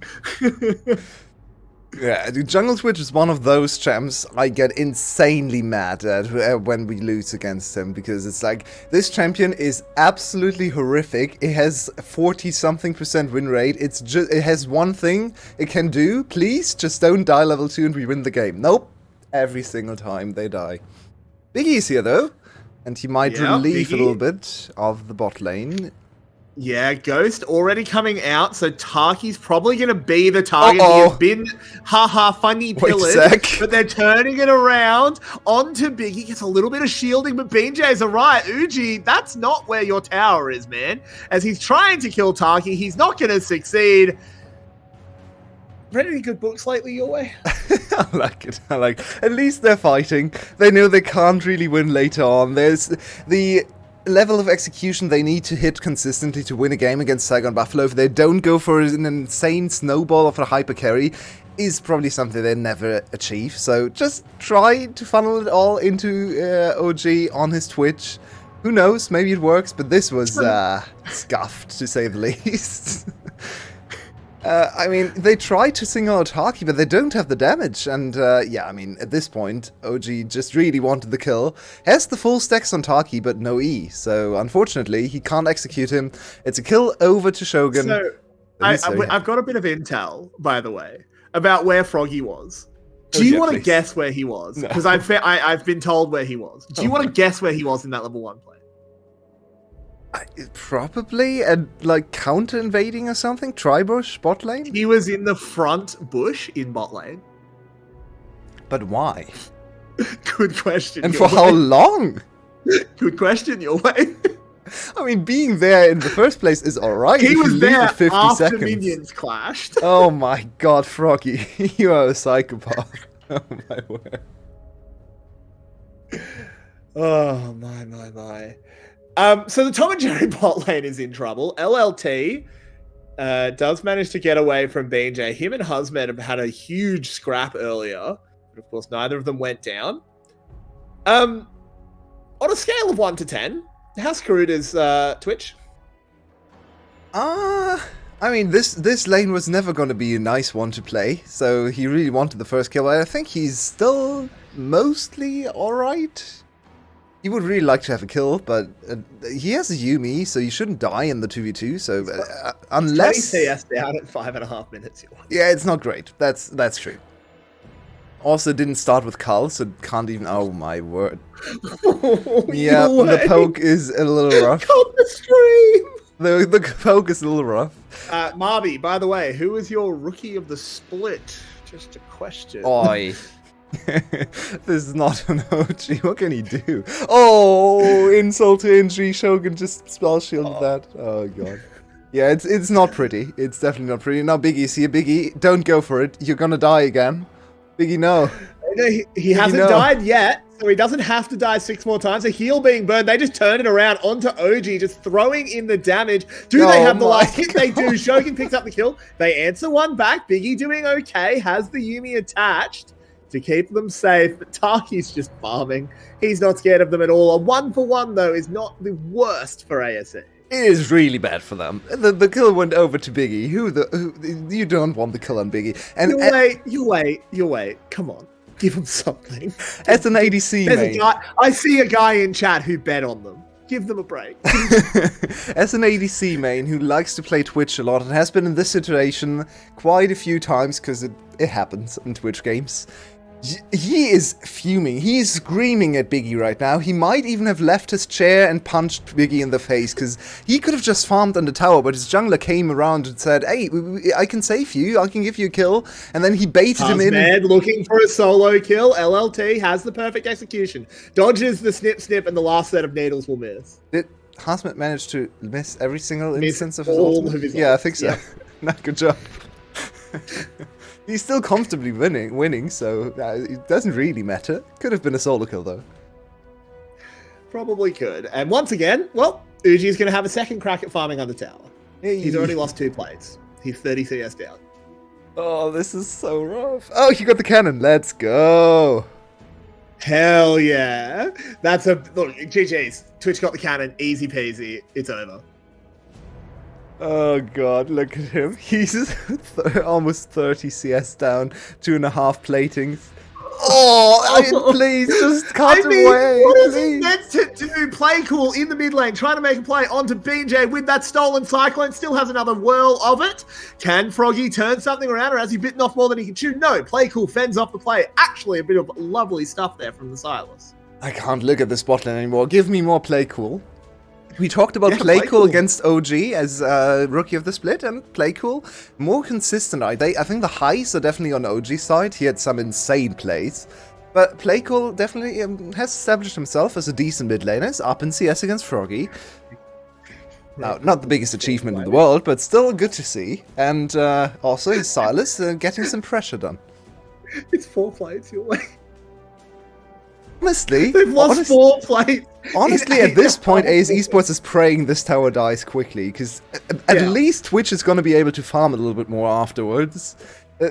This is not going to get any better in the 2v2, I think, as LLT is also struggling hugely, and I think Marby was it, who was skeptical, to say the least, about a carry on LLT. There are good reasons for that skepticism, because so far, LLT also not really a player you want to talk about too much, because most of the time when you talk about LLT, it's not in his favor. Yeah, there is a letter missing from his name. It should be LULT, because he has not had a good split. He's not impressed us whatsoever. And I mean, look, let's not sugarcoat it your way. ASE is getting absolutely bollocked. Yeah, item check-in, Kerrix. Can you tell me items of ADCs here in this game? Well, Shogun has 1 item. I knew you would go this Uji, way. and Uji has 2. That's exactly what I wanted to do too. Perfect. Nice. We're on the same wavelength. BJ coming in. Can he find a steal, or will ASE pick No, something up? no, Biggie just pressed smite early. Come on, dude. And They here get he on goes top of again. Uji. There is a stolen ult used. Froggy answers with one of his own. Uji going low. They won't be able to finish him off, but it's SGB that Biggie, gets no. the dragon. Biggie, no. Oh, Why? in they go. Biggie just decides he died once early. That means it's chain int time. Takes the cat down with him. BJ is doing everything to get Wukong permabanned in players, it looks like. This is an insane day for BJ. What's his KDA combined in these 2 games now? He went 10-0, I believe, in the last game. He's already 2-0 here, so he might get to 20 kills in 2 games. Oh, I mean, what is there to say? I know you like cakes, Yoy. I had a really nice cake at a wedding yesterday. Oh, nice. Yeah, right. How was the wedding? It was good. It was like a lunchtime thing. Like it was over at like 2:00 ish. Yeah, it was like a midday thing. We went out. It was really good. We had a Black Forest cake. It was really good. How many times can Froggy do this, by the way? So many. Yeah, Froggy has redefined Galio Ultimate. It's just not... it's never an engage anymore. It's just always an escape. You overextend and then you channel Ultimate and laugh at them. You just win because of Mental Edge. It's a Froggy skill. Only he can unlock it.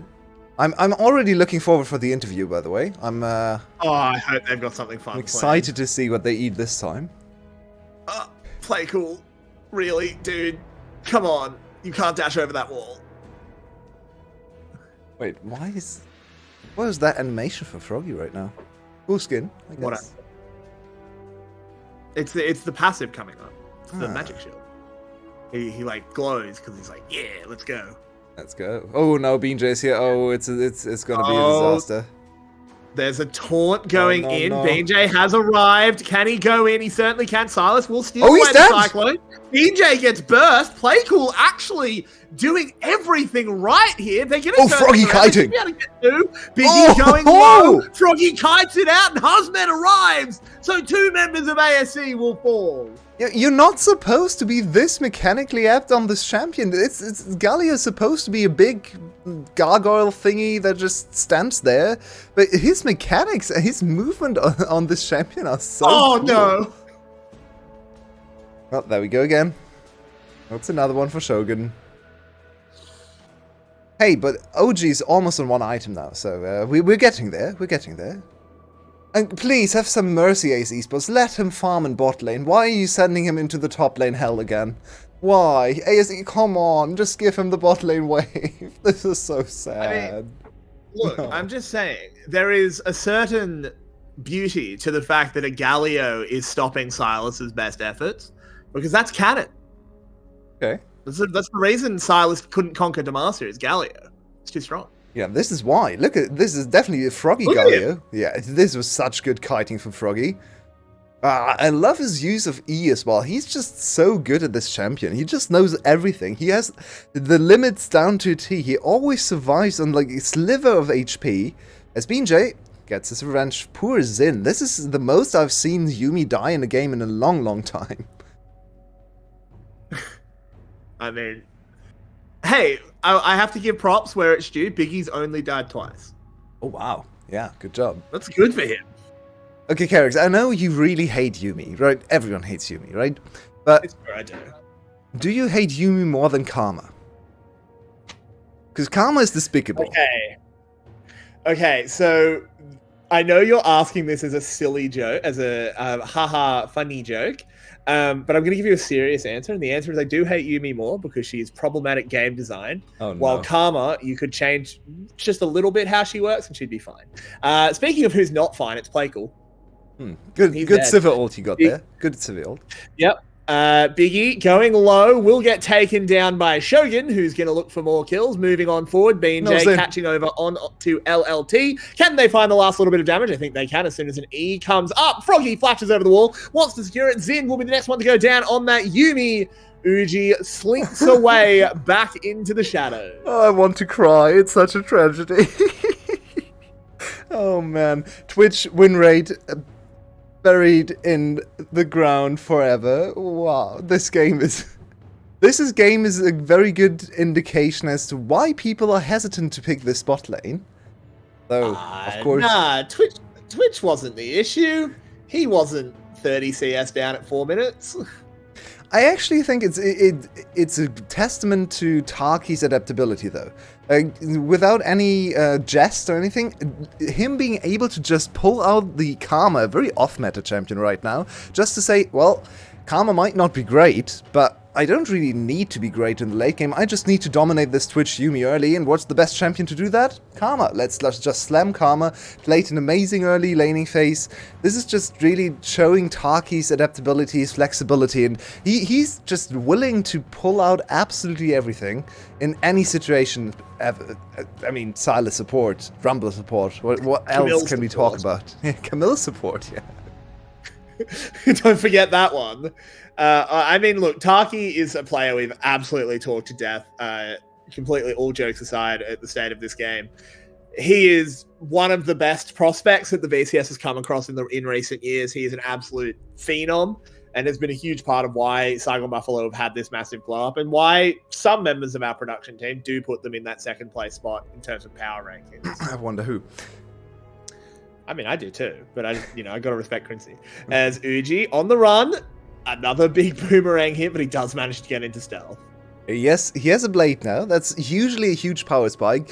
I would say almost any game state, a Twitch with blade would win against the Sivir. Unfortunately, this is one of the very few game states where that's not the case, because Sivir is sitting on 2.5 items and 5 kills. I think the whole purpose of this game is now to see if Shogun or BJ wins the kill race. Because it's very close between the two of them. And Shogun, another huge revelation, especially this year. Last year, I thought Shogun was pretty good, but I didn't really think much of him. This year, he has had such an amazing performance, and he's also putting his foot down as one of the most promising new players. Remember, Shogun was born in the year 2004. He's one of the youngest players in this league. Don't say that to me. Don't remind me that people born in 2004 are playing Pro League. No, he's like 7. As Froggy will dash over to save Shogun, walk under tower, just wants to get a taunt. Uji has to flash away despite being under 2 towers. Rift Herald summoned up. Play cool. Might be able to turn this one around. A lovely chain dive. Well done there. Play cool. As much as his team is collapsing around him, he is actually showing quite great proficiency on this Silas. Yeah, this is one of those games where you as a mid laner just never press tap. Just try to control your finger. It's hovering over tap. You know something is wrong, but you're 2 and 2. And just put the blinders on. Yeah, just never touch that button. It's not good for you. He's 30, almost 40 CS up, and he's 2 and 2. He's actually putting in a lot of work for his team. And yeah, this was also a good collapse from Biggie, isolating Hasmith there, so Playcool can get another kill. I don't want to talk of hope, because there's absolutely none, but at least Playcool can put in another performance for his Rookie of the Split award, potentially. I think he's making a good case for it at the moment. But, okay, what do you think happens first? Your way. Uji completes a 3rd item, or the game ends? Definitely the game ends. He's so far away from the 3rd item. Do you count boots? No, of course not. Okay. Uji, speaking of which. Yeah, even Well, he gets a chance to Yumi. go shopping. Even Yumi has deserted him now. Yumi just on Biggie as we look at Play Cool, and let's see if he can have some of Froggy's coolness. Unfortunately, I don't know if it's going to be possible. No, he just walks away. Okay. Biggie, what are you doing? Don't sell Zin again. Please, let Zin live. There's the stolen Galio ult going in. Playcool trying to make something happen. But why? But why? No. Oh, that's harsh. Yumi will manage to get back to the Twitch, but Froggy just walks forward. They want to secure the ace. They want to secure play. Run, little cat. No. The Flash Q ultimate from Taki to execute the enemy support. Man, Taki has also put in such a clinic in this game. We're pre-20 minutes, by the way, again. Saigon Buffalo really wants to just cut their game time in half these last few weeks. Apparently, GAM got union busted, but Saigon have taken it up. They've taken up the 26-minute max union. As Playcool teleports back out onto the map, can try and find Shogun. No. I don't even know if you win this, man. As he's coming in, Husmed's here as well. Snip, your hopes are gone. Okay, right now, Binjay's winning. The race is still on. Binjay 1 kill ahead of Shogun. Shogun is getting stronger and stronger, i.e. finished. Is there a conversion of assists to kills? No, it's just kills. Oh, just kills. Okay. Their assists don't exist. Have you never played League before? Hello? Hey, I need something to hang my hat on as a tank player. It's those kind of games where it's 50 kills and you're the engaged support, you're 0, 10, and 20, and you get flamed by the ADC that's like 1 and 10 because you're 0 and 10. The 20 just is not there. It doesn't exist. Uji's farming a wave! Let's go! Guys, clip this! He's farming a wave! Clip it, this is big plays! Okay, next question. It's definitely not going to happen with 3 items, but is he going to get to 2 items? I think so, because he's already got a noon quiver. Surely he gets to 2 Surely. items. Surely he's going to finish a second item, Clueless. Does he get second item and boots? No. The game's going to be over in this push, by the way. I think he gets either second item or boots. He doesn't get both. And the game may well end before he gets either of them, as they're backing off now. He's going to hit the summoner platform. Oh, he has boots! Let's go! Boots. He's not going to get a second item. As Husmed moving over, clearing the wave. SGB bearing on down. 3 inhibs taken it. 21.5 minutes your way. Zoom. There's the speed boost pop. They're charging on forward. Towers already beginning to fall. Playcool has a stolen Wukong ult. He might be able to do something. He is spinning, but he's hell of a not winning. And on the other side, Husmed takes down Uji. The Nexus towers fall, and Saigon Buffalo will be locking in their place in the postseason. Welcome to playoffs, Buffalo. Oh, was all for naught. They end on 7 kills each. We need another game. Can they still surrender? We need to decide who wins between Shogun and Binjay. This is unacceptable.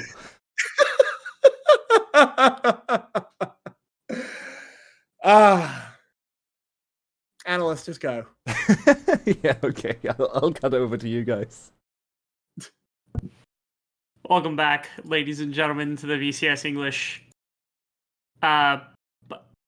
mortuary desk, I guess is how we should call it for ASE Esports after that one. Like, doing analysis, I think would just be doing disservice to anything that occurred because it just doesn't matter. It was defeat all written all over the place. And a big congrats, fortunately, to Saigon Buffalo for qualifying for playoffs.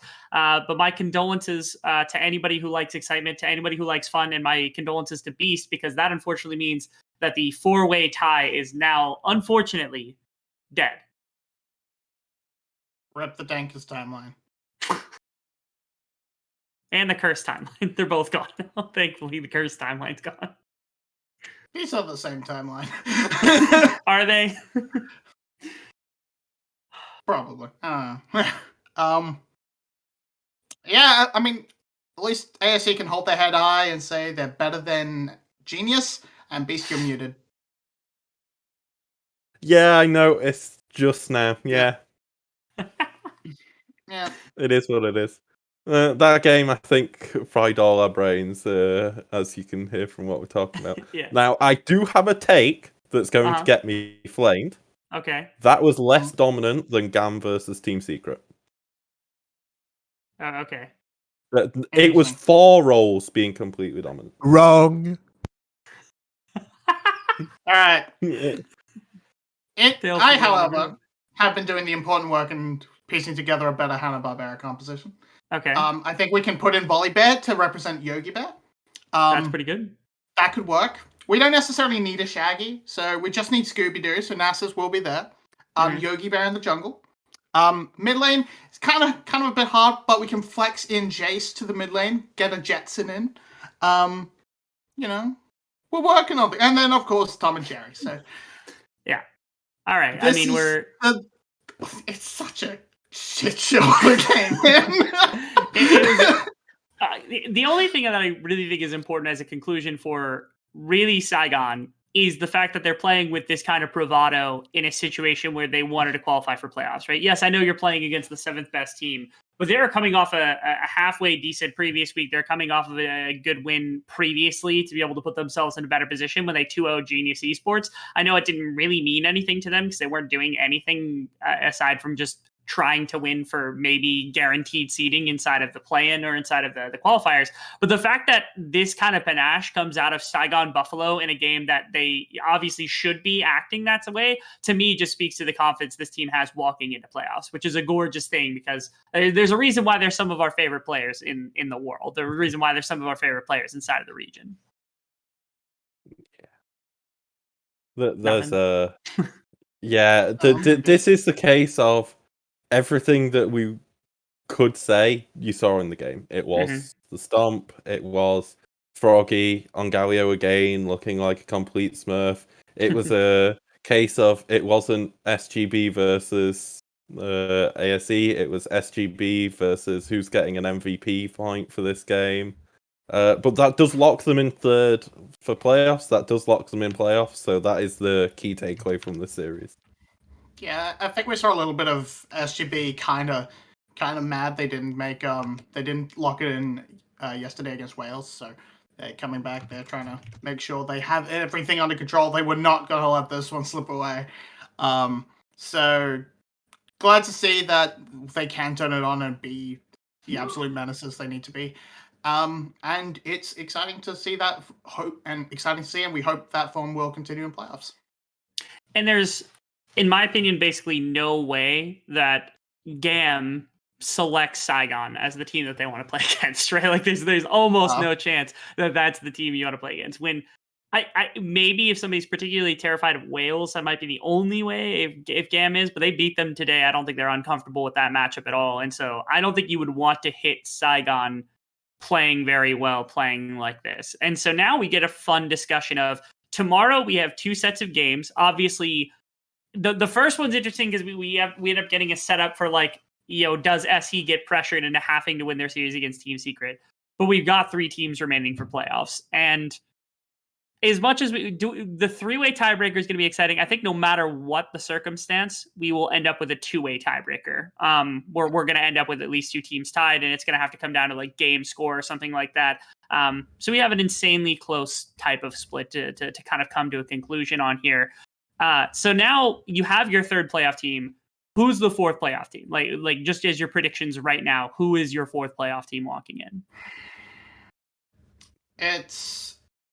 If everything goes as expected, we're going to end up with that 3-way tiebreaker, and I think Wales would come out on top of that. But then I guess SBTC technically has the easier road. So statistically, I think SBTC has the edge. I still think it should be Wales. I think that yes, SBTC do have the easier way to get in. As their destiny's in their hands, but I'm still going for Wales as well. All right. We got two Wales votes preparing for tomorrow as they kind of just await their fate to happen around them one way or another. It's going to be a very hotly contested battle. I also really like, I get to fortunately cast both the games tomorrow, and I'm excited to hype up Cerberus to hopefully be a part of that three-way tie and potentially make that qualification match a lot more interesting. I'm not sure when those games would be either. Either of you who happen to know when those games, are they played immediately afterwards tomorrow, or are they played on a different day?